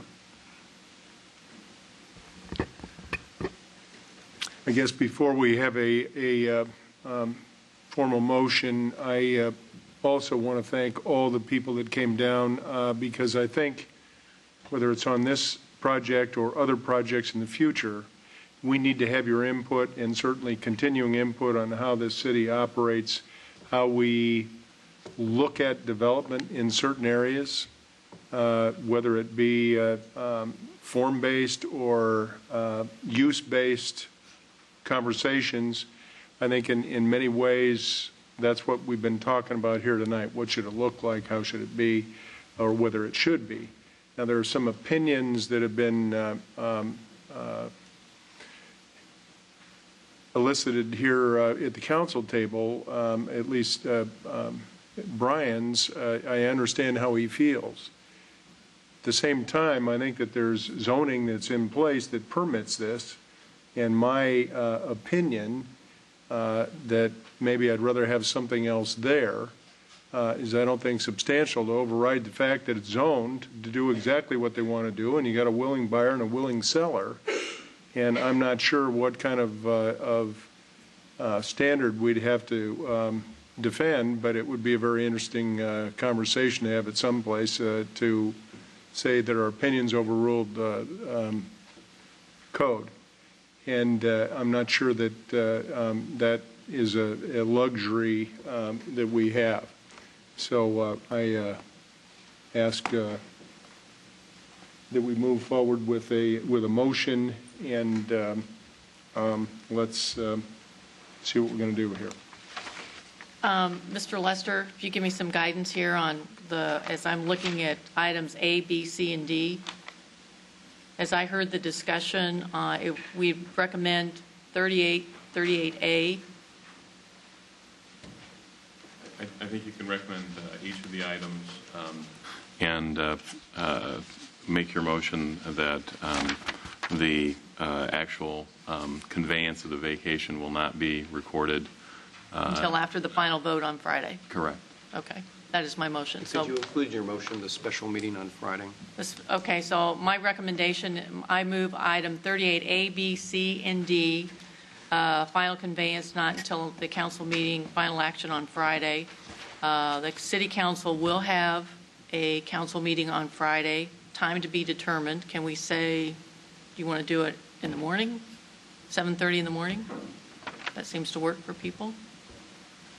Can people call in? I prefer to make it in the afternoon if we could, in case any residents or anybody else wants to attend that meeting. I think 7:30 is all hard. Okay. 3 o'clock? 4 o'clock? 3. 4:15? No, it's 4:15? Okay. And I'm assuming that there will be people that will call in as opposed to being here. So that's my motion. All right. There's a motion on the table.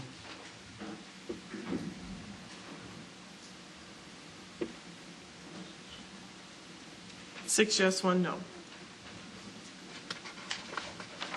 All right.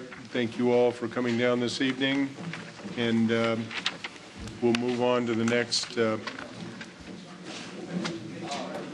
portion of this discussion.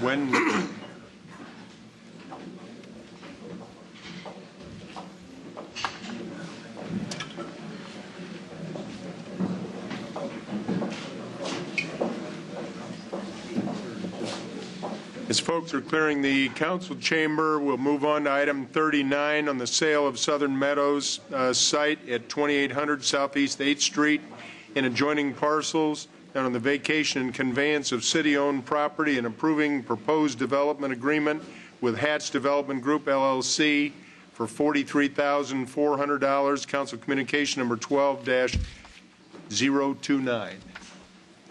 Anybody in the audience to speak on that item? And A is the first consideration of the ordinance vacating Broad Street between Indianola Avenue and Southeast 8th Street. And B is the final consideration of the ordinance above and is requested by the applicant and requires 6 votes. Mayor, County, members of the council, I'm Carol Bauer with Hatch Development Group, 1312 Locust Street in Des Moines. The city has worked diligently for almost 2.5 years on this project, trying to bring it to fruition. And in December, we responded to an RFP. And fortunately, and very pleased by us, Hatch received the approval of the RFP by the city. What we didn't know at the time was that the Iowa Finance Authority was moving up their date from March 8th to February 3rd, which put us under numerous time constraints, which we are very willing and able to deal with. However, the development agreement was something that had to be developed by the city staff, and then we had to send it to IFA to have them look at it for approval. That's all been done.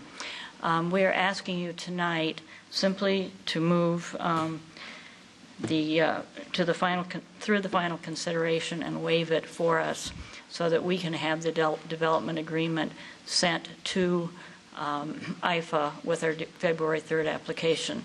As well, we did meet with the neighborhood association right after Hatch was awarded the application approval, and we walked through all the steps and let them know exactly what our plans were and who we are. And city staff was with us at that time, along with the architect, and they did fully support the project as we proposed it. So there will be 38 townhomes there. The only changes we made in our proposal was that they would be 3-bedroom townhomes instead of 2-bedroom townhomes, and to the site plan that we do walking trails and gardens in addition to what was already on the site plan. So. Anyone else have any comments or questions of Carol, or anyone else in the audience have any comments? This is going to be a vast improvement as to what's there. I walked through the old Booth Memorial Hospital last Friday, and I know there was some concern about attempting to save it. It's not. You cannot salvage it. It is too far gone, and we're going to get those two small buildings in the front, tear those down, vacate the Broad Street, and tear down Booth Memorial. And this is going to be a fantastic project. So I fully support the final consideration as well. So I'll move 39A and 39B for final consideration.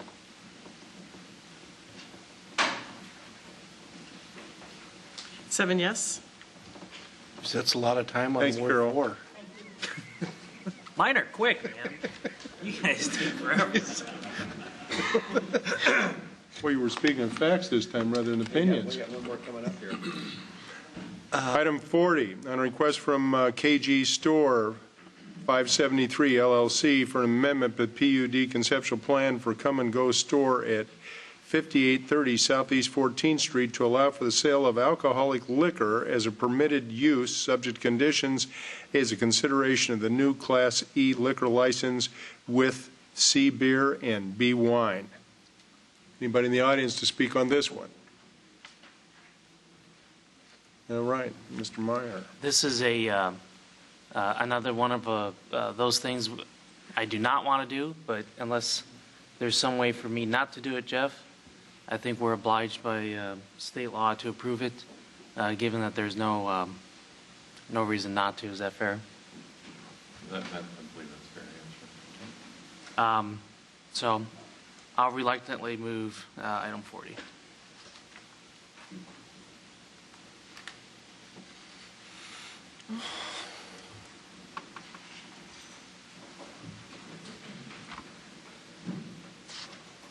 Four yes, three no.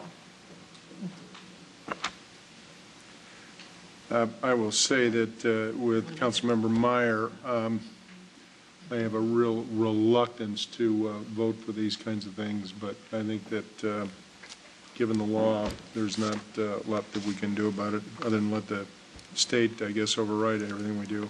We're working on it. We can express our opinion. Yep, that's true. We did it there. Okay, on conveyance of 1512 13th Street to Home Opportunities Made Easy, Inc., Home, Inc., for $1. Council Communication number 12-028. A is approving the rental development agreement in conjunction with the Forest Avenue Urban Renewal Project, and B is approving the assignment and amendment to special warranty deed for 1307 Clark Street for Home Opportunities Made Easy, Inc., Home, Inc. And I think that's it. Good evening. I'm Pam Carmichael. I reside at 1504 Thompson Avenue in Des Moines. Home Inc. is here tonight to request the approval of council on both items A and B. This is a part of a project that we've been working on for about a year and a half now. We have been lining up funding for this. We're almost to the end of it. It is a point where we are putting in 5 units of permanent supportive housing on Clark and 13th.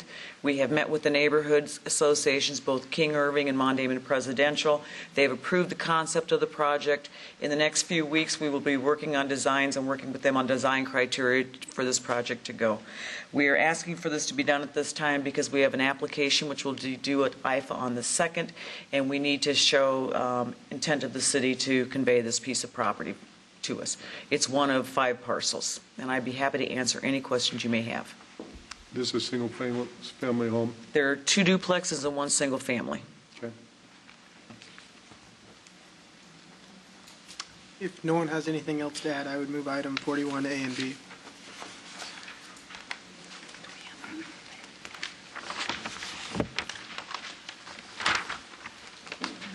Seven yes. Item 42 is on a request from Hubble Realty to amend the Summerfield PUD conceptual plan on 4605 Hubble Avenue to define the layout and design of Track 3 for 20 row home units. It requires 6 votes for approval. Mayor, County, and members of the council, Michael Ludwig, Planning Administrator for the City of Des Moines. Very quickly, the subject property is located north of Aurora Avenue east of Northeast 46th and south of Hubble. The overall PUD boundary encompasses a large area. A majority of the development is approved for single-family residential development. The original PUD called designated this upper corner for C2 uses. C2 uses allow both commercial and multifamily residential as a permitted use. The only condition was that upon development or proposed development of this corner of the property, they would have to come back with an amended concept plan for review. Very quickly, as I indicated, this is the PUD.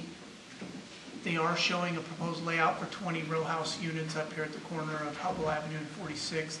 All other remaining portions of the PUD remain exactly the same. This was the only area that was required to come back for review at the time of development. This is a rendering of the proposed row house units on the property. They are varying the siding, colors, brick colors, quite a bit of architectural detail in the building. I will point out that the architectural detail on these buildings exceeds the minimum requirements that were placed on the single-family residential portion of the development. So we do believe this is a significant architectural definition of the buildings. This map shows the consent and opposition cards that have been received. We are currently at 32% opposition within 200 feet of the property. There was quite a bit of debate at the Plan and Zoning Commission meeting last Thursday night.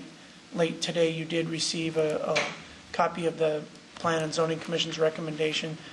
In spite of the opposition that was present, the Commission did recommend unanimously, 11-0, to approve this PUD concept plan amendment. So I'm available if you have any questions. Any questions by council?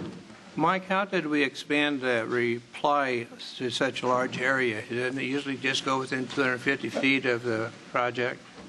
We measured 200 feet from the entire PUD boundary because Oh, you went the entire PUD. Yes. So, Yes. Mayor, I have a question for council.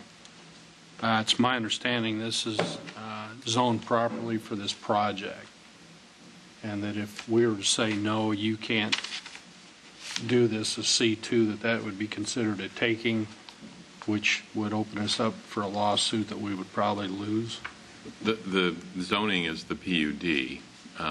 So the PUD has already been submitted and approved, and this would be an amendment of the zoning that's in place. That being said, there certainly would be arguments that a denial of the PUD, I mean, there could be arguments that a denial of the PUD would create constitutional issues, but the zoning itself is the PUD. Is that fair? Yeah, as I indicated, the concept or the original zoning was approved with this parcel being designated for C2 commercial uses. And that C2 district does allow commercial and multifamily residential. It was just subject to them coming back with a PUD concept plan amendment because they didn't know the layout or the end use that would be on the parcel. So originally they intended to probably put a little strip center in there, or a couple of stores or one something? of a number of uses, correct. And I believe at the hearing the applicant had testified that there had been no commercial interest for retail development on the parcel in the time since the PUD was approved. Where's the nearest commercial parcel? Well, there's varying commercial parcels. This I mean, area is- that are already in use as such. Yeah, a majority of this, I would say, there's interspersed, commercial development along Hubble Avenue, but the most significant commercial development is in this Broadway Industrial Business Park, which is also owned by Hubble Development. There's a storage unit facility, commercial retail operation, I believe, on this corner. you've got a big vacant empty building. It used to be a furniture store up there too. That's been there for a while. When was this PUD originally approved? I think it was around 2005 or 2006. So it sat there a long time idle without any. It's been 5 to 7 years. Yeah.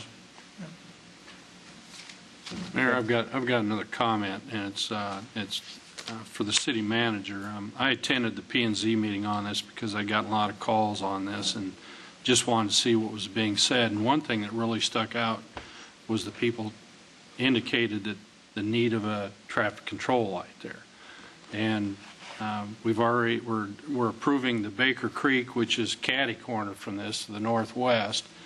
And then when you go directly north about a half a mile is where our Parks and Rec ball complex is at, and there's a lot of traffic in and out of there.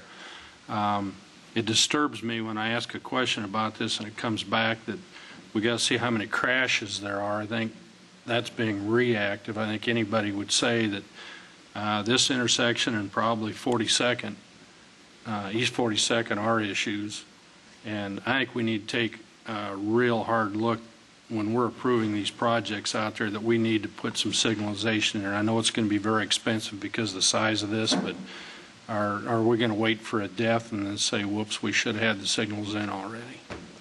And with the application of Baker to develop this across for credits, which was on our agenda tonight too, that's going to add a lot more traffic there if that gets approved. Mr. Mayor, if you could. Mr. Moore and Mr. Mahaffey, council members, we'd be happy to look at that again. I understand very well the points you're making, and there is obviously going to be additional traffic generation here.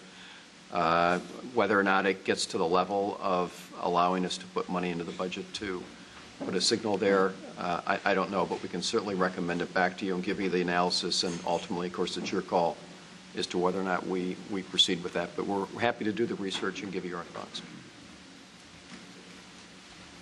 It's an expensive undertaking to put a signal in there, Mr. Manager? That really depends. It can be, depending on what the requirements are. There's a long span there, and that traffic is moving pretty rapidly, clear from Broadway down to what it'd be about, well, where the school is, where the old Douglas School. East 38. East 38, yeah. All right. Anybody in the audience, any comments?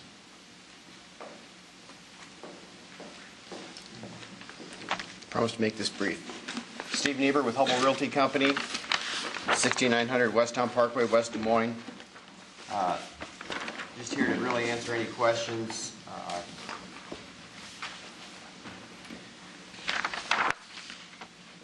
I have here with me Russ Frazier from Anawim, who will be the owner and manager of the property, and also Russ Bitterman with Schiffler Associates and Doug Salzgeber Engineering Resource Group.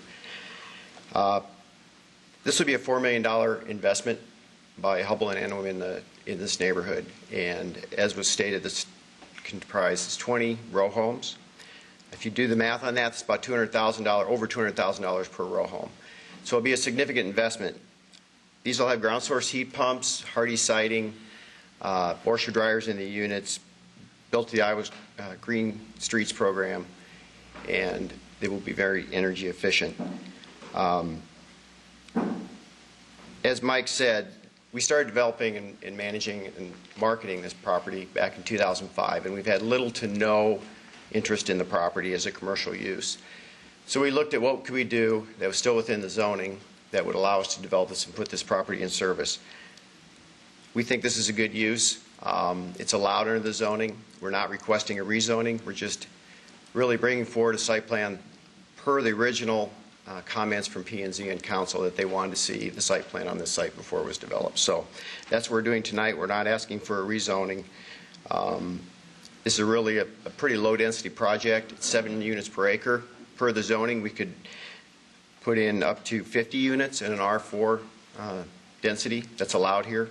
Some of the uses that could go on this site, a tavern, a nightclub, a gas station, a department store, even a mobile home park. So we think this is a good use. It's a low density, low impact development. They are quality units. They'll cost over $200,000 each, and I think it'll be a good addition to the neighborhood. We did have a neighborhood meeting, tried to answer any questions, and really I think it came down to the neighbors would like to see single family on this parcel, and that's just, it's not realistic, not being on Hubble. Steve, are the units that you're showing on this, are they going to be similar to, they look similar to what you have over on High Street off of Ingersoll? They will be, and they'll be similar to the ones we finished on Forest. There'll be 3-bedroom units, a little over 1,500 square feet. Individual entrances will have a townhome and a home ownership feel. And like I said, the washer dryers in the units, they do not have basements, so, but they're really a townhome, row home type product. They are like High Street, like Forest, like we just completed, with the cement siding, 60% brick. They're quality units. I think Hubble and Anawim have had a great partnership. They've done a nice job. And I asked him about utility sheds and that, and they won't need it because it's all being maintained by the association. Yeah. So. I might let Russ just say a few words about Anawim, and I know it's been a long evening. We'll get out of here. Russ Fraser representing Anawim Housing, 2024 Forest Avenue. Appreciate the consideration on this project, and from Anawim's perspective, it's providing a great opportunity to diversify geographically where our area of service is for providing housing, but also I think it's an opportunity to extend this type of housing to this area. We found now that as our portfolio of types of housing changes from single family to now row homes, as we've added those in duplexes, the longevity of our tenants is increasing. Now 60, almost 70% of our tenants are with us for over 2 years, and 1 out of every 10 every year goes on to home ownership. So we see that as really an opportunity to bring new people into this community, hopefully put down roots in this part of the area, in the Summersfield area, and obviously it's an opportunity to whether they want to move on to home ownership in the same area, which clearly there's opportunity there, or someplace else. But from our perspective, it's a great extension. I'll refer back to a discussion from earlier in the meeting. This is a residentially zoned. Multifamily residential. Multifamily, indeed. And so, just to make that point clear on this project, not a condo regime or co-op. So. Yeah, I already checked it out. I thought I might jump in there before you asked. How many units does Anawim have now then, when you do this? We would have that we would own and manage directly about 270 total, of close to about 500 now under management in all of our programs and all of the projects that we have combined now. So. Great. I don't want to confuse things because this is not for homeless individuals, but a couple of us serve on the Homeless Coordinating Council, and clearly one of the issues that we have as a metro area is that there's not affordable units for people to kind of work their way up the ladder. They get to this stage where they might move out of a transitional living situation or something, able to be in their own apartment, and there's just not those affordable units there. So what Anawim is doing is having a profound impact on our ability to deliver services to people at all kinds of levels. And this is the level in our community that probably has the greatest need, this kind of affordable housing. So I can congratulate you guys and the team. There's always controversy about the zoning and this makeup and that makeup, but for us as a community, we got to have these units if we're going to give people hope about working their way up the ladder. I think another positive, 3 bedrooms available, so they have families. Great point. And Delaware School is right behind this, so it's right close by. Do you anticipate long-term that this is going to be available for ownership so they can? This project in the short term would not be. This would be a tax credit project of which we've secured the tax credit funding for. And so the first 15 years, no, it would remain affordable. It would remain rental. Beyond that, we could potentially put it into the home ownership program, but that's not typically been Anawim's practice. We typically do maintain all of our properties for affordable rental long term. So, thanks, Bob. I don't know if there are any other speakers there. I've got a question for them while they're up there. Steve, the P&Z meeting again tonight, you talked about how it's not as dense as you possibly could be. And in the overhead, I saw a lot of green area in it. the intention that even if this is very successful, you're not going to come back in a few years and say, geez, we'd like to build another 10 units in that green area, are you? No. This is it? Short answer is no, Skip. Okay. What you're seeing here, and I don't know if I can get this visual back up. So here's Summersfield and the developed lots that we have. This is a future plat that will be single-family homes and will remain single-family homes. We have no intention of changing that. This open space right here, which is a kind of a buffer between these single-family homes and this development we're talking about, is a detention area that has to stay a detention area to serve the area. This parcel we're talking about is really pretty well isolated in the fact that there's a church and the Delaware Elementary School before you get down to the south to Summersfield. And then, as I said, we've got the large detention area to the east before you get to the single-family home. So I guess what I'm getting at is to the south of the South Row, that there's a lot of green space there, and your intention right in there, that's going to remain green? And yes, it has to. That's our detention area. Okay. Thank yes.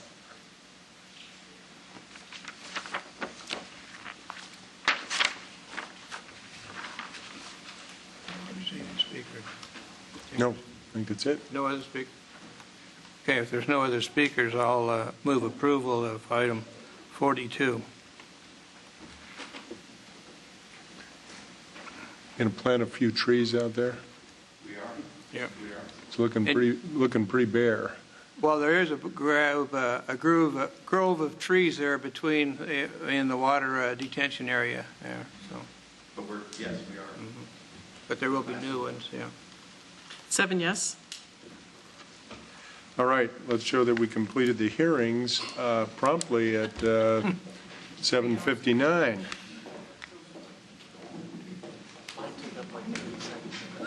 All right, let's move on to item 43, which is approving review of the Zoning Board of Adjustment decision on approval of variance of 150-foot separation from any church, school, public park, or licensed child care center for 833 42nd Street for the use as a limited retail establishment with a sale of alcoholic liquor. Roll call contains an alternative motion or motions. Council Communication number 12-034. Mr. Mayor, I'd like to make the motion that we not remand this back to the Board of Adjustment. They've gone through an extensive process, and I know we've had all this discussion about Class C liquor licenses, and but they have actually sat down and had meetings with the neighborhood associations. They went through a review process as well with the cultural district, the Roosevelt Cultural District, and they're all supportive, given letters of interest. This is a cooking, it's meant to be cooking, and they actually have to do, provide samples, but you don't go in to drink. It's just to sample the liqueur to be used for cooking. So it's not meant to be a bar. That's what I'm trying to say, having made such a big deal about it. And it has the approval of all of the different neighborhood groups. I'm concerned we're setting a precedent. No, I understand. I don't know if Mike can speak. I don't know who the right person is, but how does this apply moving forward? I guess that's my concern. It was my understanding, correct me if I'm wrong, Mike, but that it just goes with this business. So if this business were to shut down, it would not stay with the location. Is that correct? Wasn't that what the decision was? The Board of Adjustment was fairly specific with the conditions that they placed on the item. However, the conditional use does run with the property.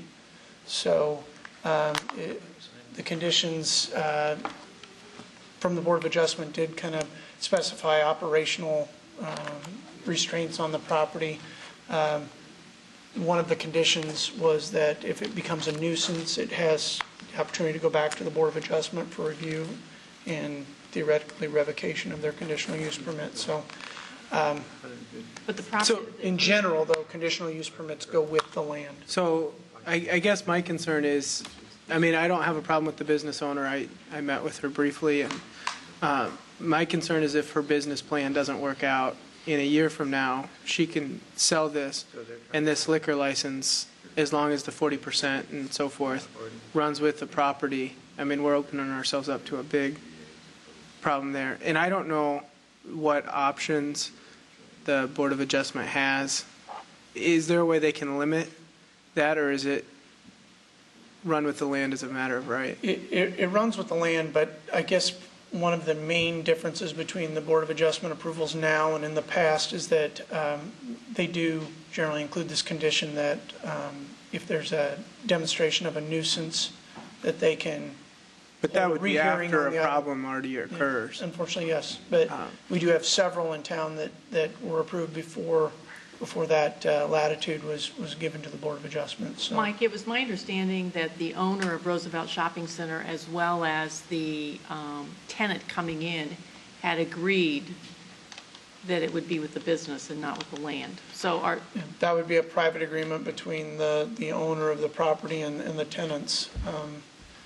The conditional use through the Board of Adjustment runs with the property. I guess but can you add a restriction?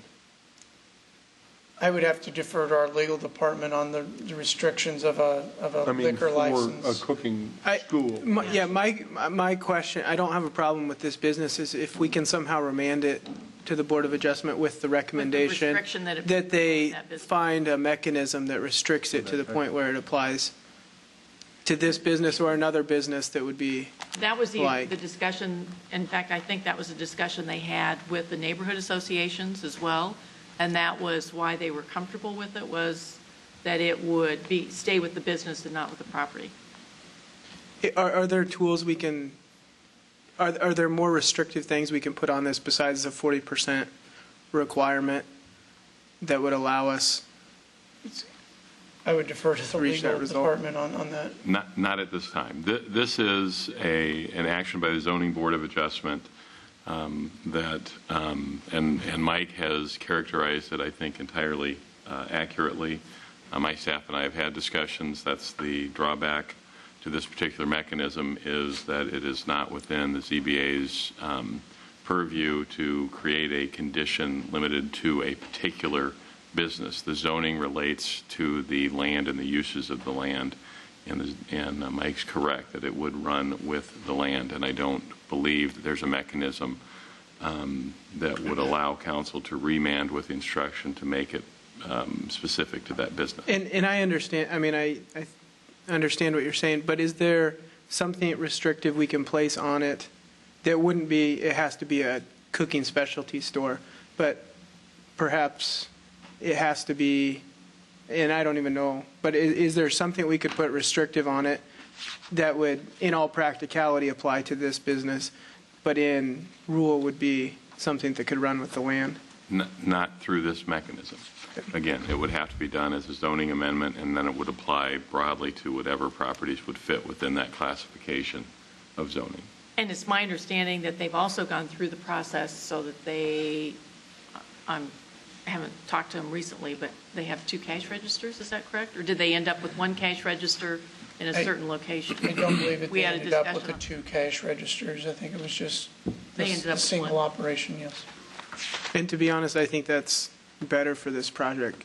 Should something else come in, they can't have a liquor store in the back and a different business in the front. Skip? Well, educate me on this. If we approve this tonight, they're going to come back to us wanting a liquor license. Or is that what we're doing tonight? This relates to the zoning, but they would have to have the variance in order to get a liquor license. Absolutely. So to eventually come back to us to approve a liquor license? Currently, because of zoning, because of zoning restrictions, this particular parcel, as it's currently situated, would be ineligible for a liquor license because of the zoning restrictions, not because of anything in the liquor code. No, I understand that part. And this is. But are we issuing a liquor license through our action tonight? No, but Okay, so this would make the property eligible for a liquor license. Why, if they became a nuisance, would it go back to the Zoning Board of Adjustment to deal with them instead of coming back to us to deal with them? Because the mechanism and the jurisdiction for using this mechanism rests with the Zoning Board of Adjustment under state statute, not with the City Council. But we're the ones that will issue the liquor license. But this is not the liquor license. The property, and that's one of the difficulties with this particular mechanism. But this is not the liquor license. This just has to do with the property as to whether the property itself is eligible for the liquor license. And so, because of the variance that's been approved, then the property then becomes eligible for a liquor license. If there's a nuisance problem, then the variance could be revoked because of the nuisance based on the conditional use that's been granted for the property. Could we create a zoning classification that allows for this plus everything else that's in there? I'm sorry, I'm not following your question, Mayor. Well, that allows for a cooking school that allows the use of liquor therein, and not necessarily the sale of liquor, which would require a for sale liquor license. The real problem with that approach is that zoning is not designed to be so restrictive and fact specific that it applies to just one property. It's supposed to be based on classifications of property. So the short answer is that yes, that's theoretically possible if it's drawn broad enough. That though creates the subsequent problem that number one, you would potentially open up additional pieces of property to being eligible to ask for that kind of zoning, number one. And number two, it doesn't really address the whole application of the variance in the first instance, which is what this particular mechanism is about, is to grant a variance to the broad zoning requirement. Can I make a suggestion here, just because of the lateness of the hour here? If I could just give a little bit more background and then ask that we not maybe take action on it tonight, but to make sure everybody's comfortable with it, because I didn't think there would be that much discussion. But this is a business, there are only 6 of these in the country. And so it's really been something that Mike Simonson, the owner of Roosevelt Shops at Roosevelt, has been working on. They made contact with Hallie and myself last fall, early last fall, and I think in fairness to them, we were concerned about the precedent that would be set, but we were also trying to figure out a way that we could work with them. So legal was involved, economic development. I mean, we had a lot of different groups that were involved trying to figure out, and they came up with this scenario. They met with all the neighborhood groups, business groups, and everybody was supportive because they thought it really enhanced the Shops at Roosevelt. So I don't want to do anything that's going to be problematic for them tonight, because there has been a ton of time and effort on everybody's part to figure out how to make this work, because people know what it is, and she's invested a lot of time. I mean, her goal was originally to have this up and running for the holiday season, and we're well past that, so she just wants to make sure that she doesn't do anything to create a problem. Christine, can I ask just real quick? My understanding of my read of this is if we did nothing tonight, it goes into effect and it's granted. In 30 days. Right? Is that No, accurate? they took action in late December, didn't they? So it goes into effect So we would have any to make day. a decision tonight. or And say a my special motion was council not to meeting. remand it. So if we just don't take action, are nothing you going saying on that this is Thursday. just going to happen? That's correct. If council, and Mike, maybe you want to speak to this, but if council takes no action, then it will take effect 30 days after the decision, which I believe is the 29th. Correct, or this evening. Could we maybe discuss this and bring it back on Friday at our special council meeting? I'm just not comfortable voting for it tonight. And what's the deadline again?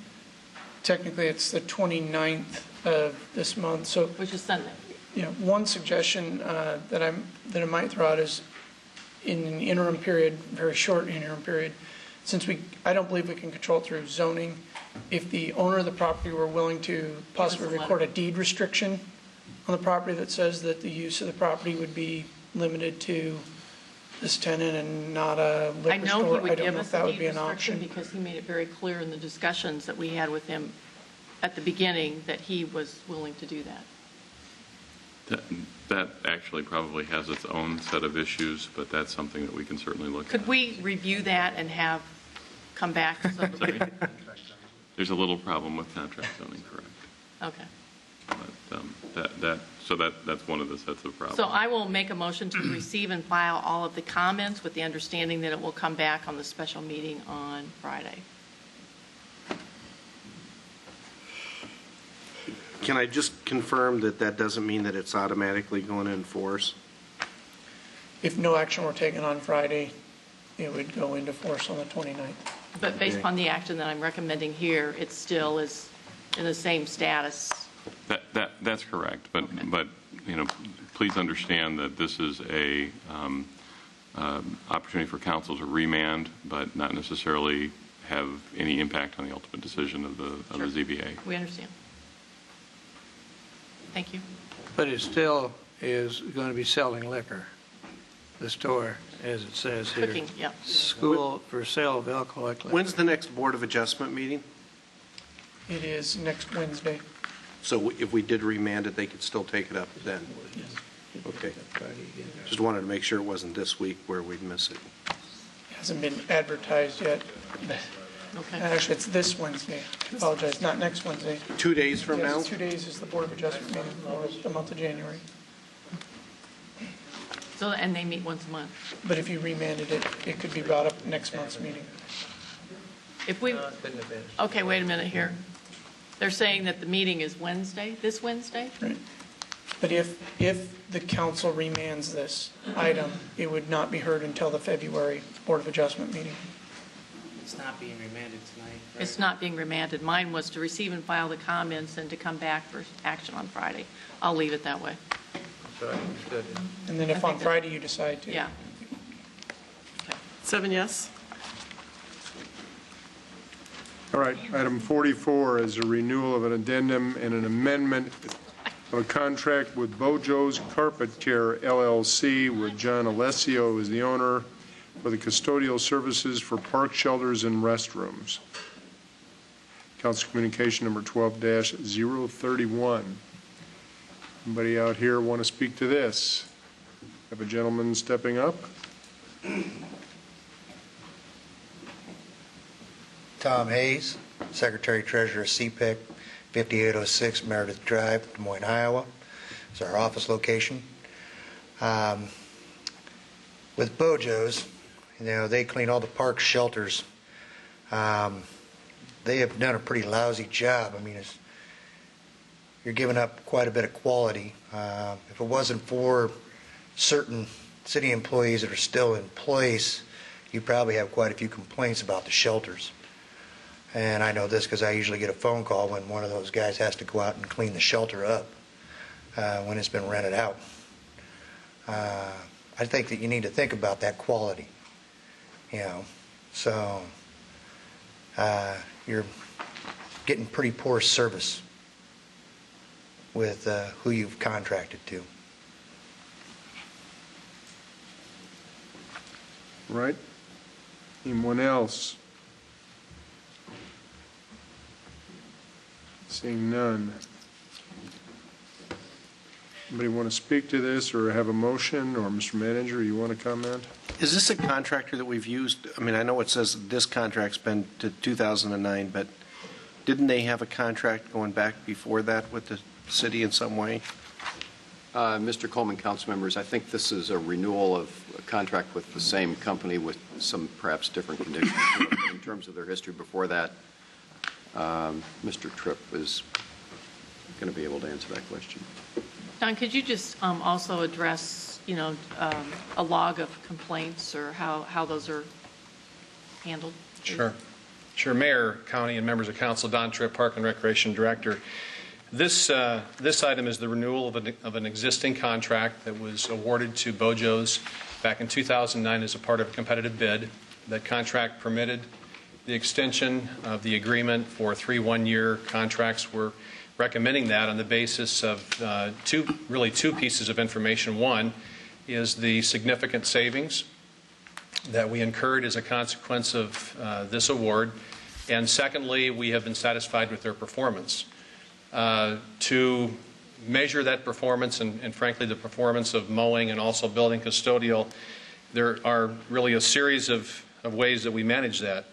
It starts with the contract. Obviously, that will require, and that does require, a set of standards. Each of the contracts have a set of standards that tell them specifically what locations they're to visit, what the work is that they're supposed to perform, what the duration of that work. But just issuing the contract's not enough. You've got to check on them. You've got to have some system of gathering information. In the area of both parks custodial and mowing, we have, for the last year, actually assigned a person full-time during the course of the growing season during this time to visit the sites, to look at the work that they're doing. And when they're not in compliance, we think they haven't done the work adequately to make contacts with them. We frankly have not had a lot of complaint from our own staff. And the third area is the public. These are areas that are rented, used routinely by the public. We record calls that we get that come each summer, whether they be mowing or in this particular case for cleaning of restrooms. And the complaints, yes, there are complaints, but there are 2,000 or so park shelter users during the course of the summer, and of course hundreds of thousands of people in the park system in general. So we're going to get some of that. Really, the concern that we have is, does the contractor reply? Do they respond to us when we bring these complaints to them? And our impression, our experience with Bojo's is that they have done that. We could hire additional people to provide additional surveillance. We could have additional contractors. We could require additional repetitions of cleaning, and we could always raise that bar. But the thing that we wrestle with is, how do you provide a level of service that is responsive to the public, that provides them a basic level of care at an affordable price? The issuing and the outsourcing of this work in 2009, which was a difficult thing to do. It involved a lot of employees. It was a new effort towards a different way to look at our work. And it's been a learning process for us along the way to manage these contracts. But at the end of the day, our finance department reports back to us that the savings for these three contracts is $1.8 million. So the savings is very compelling, but it's not so compelling that we're not really concerned about the quality. And I'll finish my comments by saying is the quality, we believe, entitles this contract to be reissued to Bojo's.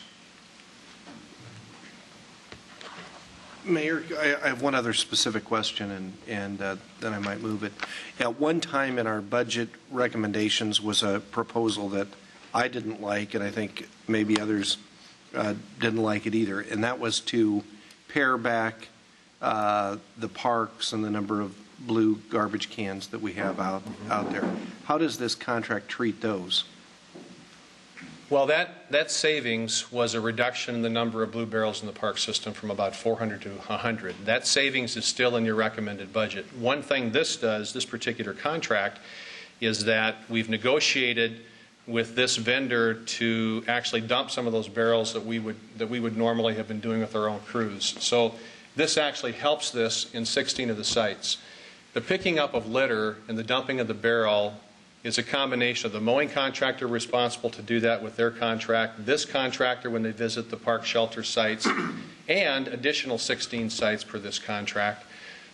So it helps it. But we're still proceeding with the elimination of some barrels in the system. And Councilman, I can't promise exactly how this is going to happen, like I couldn't how the mowing and the building custodial and this custodial outsourcing was going to happen. But I think it's given the times, it's a reasonable move. It's something that we still support, and we're attempting to support that through a number of other venues too. The use of volunteers, a public education campaign about the value of people taking care of their own litter within the parks. But short answer is this helps that situation, this particular contract. Thank you. Don, this is an extension of an existing contract. Are we adding your?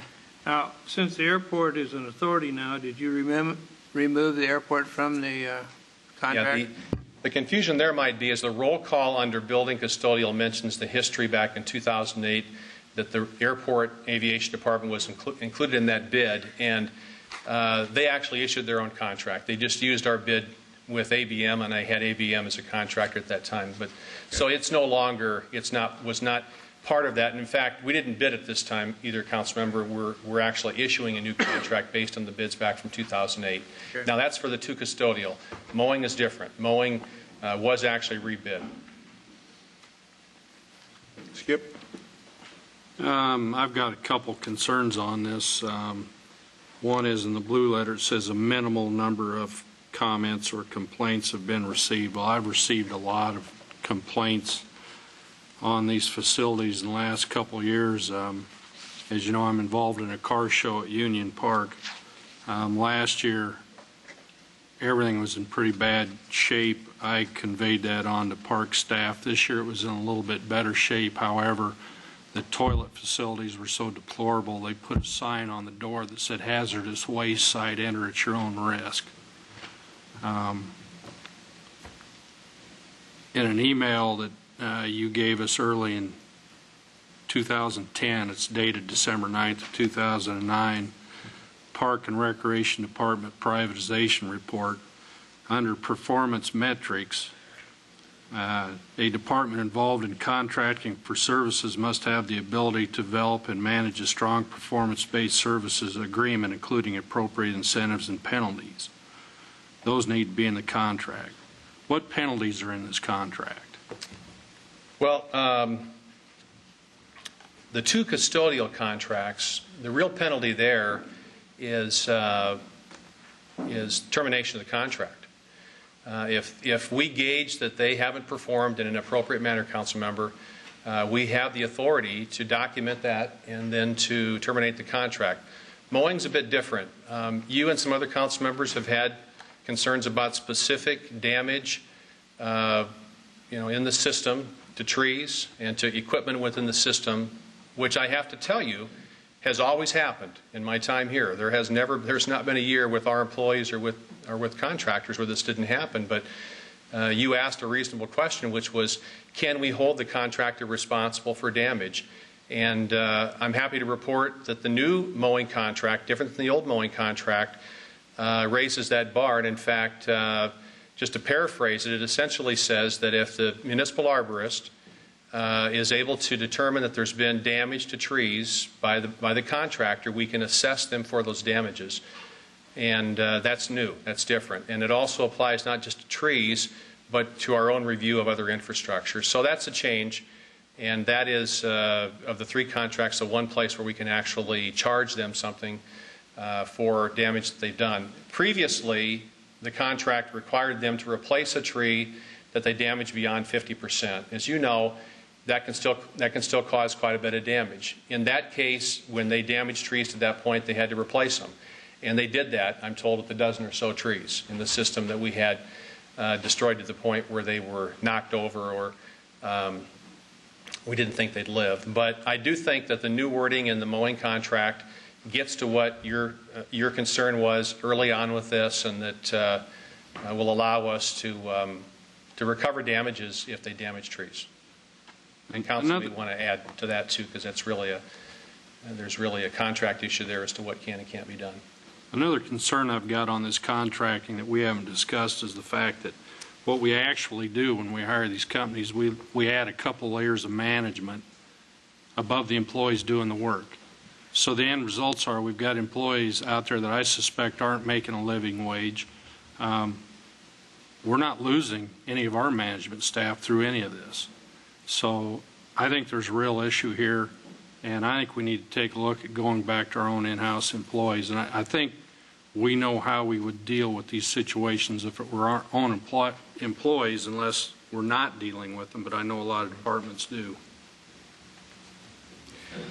There's no question, council member, that when you have the work done by contractors, there's an increasing responsibility to manage those contracts.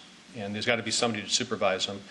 When you suggest that we've added levels in there, we don't have any more managers than we had at the time that these original contracts were issued. But Don, what I'm talking about is the contractor has a couple levels of management. True. We're hiring that in, so we're putting a couple more levels of management in there between the labor and you. And the results are the labor are the ones that are losing it. It's not the management. I understand. Yep, I understand what you're saying. And it is true that it's at a lower wage rate. I understand that too. Mr. Mayor and council members, we've really, in this discussion with Don's comments, we've really talked about items 44, 45, and 46. And if it's okay, I want to address all of those with just some overarching comments. Most of you know we've cut about $24 million out of our budget with actions that you've made up through the last budget. You're now contemplating another $4 million. All of those in the general fund totals about $28 million. When you have that amount of expense reductions, some of those expense reductions are really good ideas and things that we should have been doing maybe before. But frankly, some of those expense reductions are things that are just downright painful that you wouldn't do if you had the money. So the fact of the matter is we don't have as much money as we'd like to have to run the city, and we've been obligated to make adjustments in our expenditures that allow us to preserve what we really think is most important in terms of the services. These three items, and Don captured the number, but if you take these three items and you said to yourself, if we bring all of these back in-house and cover the work with our own employees, and then you compare that cost to what these contracts are, the difference is actually closer to $1.9 million. So the savings going forward with these items is about $1.9 million. Now, that's not to say, to all the questions that are coming forward here, this is not to say that we can't make improvements here. And we should be making improvements. All the things that you've raised and that Tom Hayes has brought forward here in terms of Bojo's and perhaps others are things that we need to hear. We may not want to hear it, but we need to hear it, and we need to go back and see if we can find ways to make these contracts work better. If we throw these out, though, I mean, frankly, it's almost a $2 million expense item that it would take to build these back into the budget. Now, I'm well aware of the argument that says, well, yeah, but you've revised the scope of these services down, and so maybe if you bring it all in-house, you could implement this reduced scope of services. So, that might be true, but I think most of the savings that accrues here occurs because the scope of the work is essentially the same as, or very close to what we had before. So my plea with you is to please consider the financial implications of what we've done here. I don't think we're here saying this is the greatest thing that ever happened since sliced bread. I think what we're saying is these are a series of actions that we've had to take in a very difficult budget period to make ends meet within the city. And I must say, I think the decision, all things considered, I think these have been good decisions, but they're not without some failings. Tom, I appreciate you being here. I appreciate your comments. I appreciate what your workers do. And we've got to work harder on these to address the concerns. I mean, it pains me to hear that we have restrooms and other facilities that are dirty. I mean, that shouldn't be the case. And I know that Don and his staff feel the same, and we'll see what we can do to make them better. But the financial implications of going the other way with this right now at this particular point in time would be really, really painful for the city. So I don't discount or discredit at all the comments that you're making on all of these points. We need to work on it. But please think real hard before you go backwards on these items. I am supportive of this. I know Don has provided a great deal of information for me at different times, and maybe I know last time when we actually moved forward with the outsourcing of these projects that the agreement is that we would get a mid-year report or some type of I think that probably to help everybody, because I know everybody when they have complaints or issues, they'll just call and they'll be dealt with. I think it might be helpful if we had a way of tracking those that could be provided to us on a regular basis, just so that we know where the issues are, and I think that also puts additional pressure on the provider of those services. So I'll move item 44. Rick, a year ago, we were considering extending the contract for the people mowing Northwest, and one of the issues was the damage they did on the north end of Martin Luther King to the trees and the bollards. And I asked that whoever installed the bollards, they come back and make the repairs so that they're back to those standards. You asked me, you said, isn't it, the contractor thought they should have the opportunity to fix it. In anticipation of this, I went out Friday and looked at it, and I forgot my camera. But what I saw nobody is overseeing these contractors. You wouldn't believe these repairs. Now, I'm going to ask that I meet with some park staff out there. We need to have these repaired by whoever installed the bollards, have them repaired correctly, and we need to go after that contractor for the damage they did. You wouldn't believe the rust on this stuff. They use brushes to paint over grass and dirt that are on the bollards, which wasn't there before. This is all a cost to our residents. You know, it's just, it's poor quality work, and there's somebody missing the ball here. They're not doing their job out there. The contract administration isn't right on this stuff. How can we have a restroom or a toilet facility that's so filthy that somebody put a sign like that on it? Somebody's missed the boat somewhere. And if we had our own employees, I don't remember stuff like this going on. I remember trees getting clipped once in a while, but it was easily taken care of. You talk to their supervisor, and that'd be the end of it. But these contractors don't seem to care. I think at a fundamental level, I think we're having a discussion about the role of government here. When we talk about whether private contractors are paying their employees minimum wage, with all due respect, I don't think the government, the city in particular, is an employment agency to assure that everyone in Des Moines has a job and has a prevailing wage. Our role is to provide the services that our citizens request at a reasonable cost. If you look through these items, they save $2 million annually. And I guess my question would be, if we don't do this, then how do we, and let's say a portion of that is due to the scope change. Let's be generous and say that's $500,000. So you're talking $1.5 million annually. How do we make up that difference? Do we raise taxes on citizens? I mean, what's the solution if we don't approve these tonight? It's pretty dramatic. I mean, you're talking about police and fire. We had an entire workshop about below-the-line cuts that the city manager as well as his department directors were not prepared to recommend. I think if you're weighing the options between the below-the-line cuts and whether or not we have mowing services that are adequate but not perfection, then I'm not sure there's even a trade-off there. Well, and I would just add, having been at the town forums, I don't recall one citizen making a complaint about the fact that we had outsourced these services. I mean, in fact, there was discussion about additional options that could be done. So I don't recall any citizen making any comment about the outsourcing of the lawn mowing and the janitorial services. Can I make another comment since we've moved Did on I to miss talk that, about all Don? three? Because here's something you need to think about. Well, step up to the microphone and give us your name This again. is Tom Hayes, Secretary Treasurer, CPEC, 5806 Meredith Drive, Des Moines, Iowa. If you hired a contractor to work on your house, and they came and worked on your house and they did a poor job, are you going to go pay somebody else to fix that? Or are you going to have that contractor come back and fix it? Or are you going to make them at least pay for somebody else to come back and fix it? Now, of course, I would love for you to go back and hire all the employees, but I know that that's not going to happen because of the savings. But if you want quality work, you have to demand that quality work. You did it from all our employees for all those years. You're going to contract it out, then you need to demand that same quality work from them contractors. And if you don't demand it, then you're not going to get it.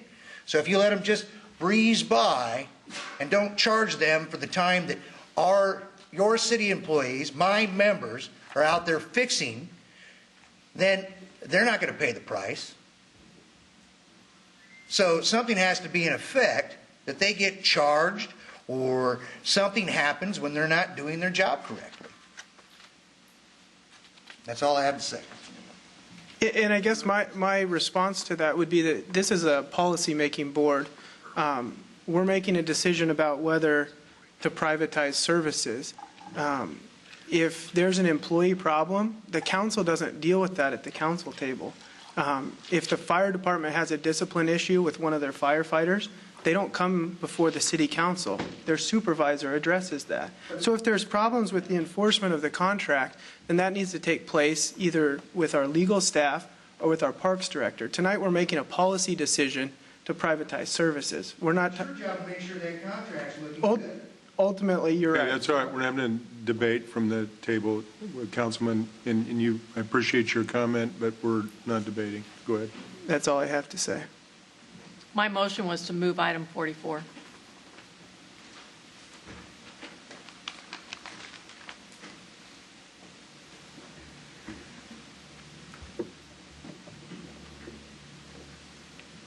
Four yes, three no.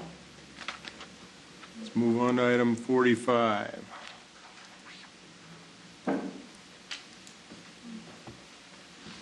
I'll move item 45. I think we've discussed them.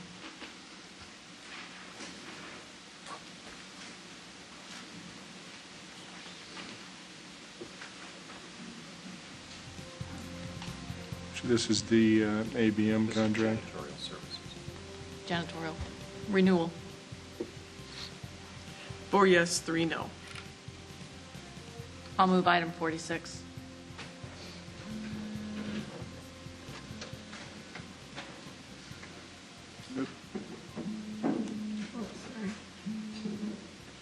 Screen's down.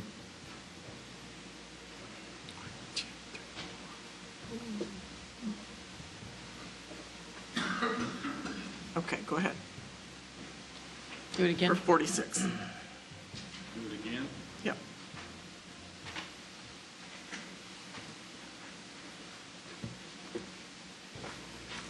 Four yes, three no. All right. Takes us, did we have a motion to adjourn as city council and reconvene as Board of Health? Good night, Clarence. All in favor, say aye. Aye. Opposed, the same. We now sit as the Board of Health. The first item is the legal department to proceed with court actions seeking authority to abate the public nuisance at the following locations. A is 1404 Dixon Street, main structure. B is 1702 Forest Avenue, it's a main structure. C is 3109 4th Street, it's another main structure. And D is 1327 24th Street, it's another main structure. Are there any folks in the audience who would like to speak on 1A, B, C, or D?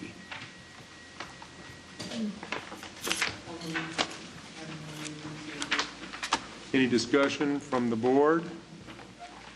Hearing none. All in favor say aye. Aye. Opposed, the same.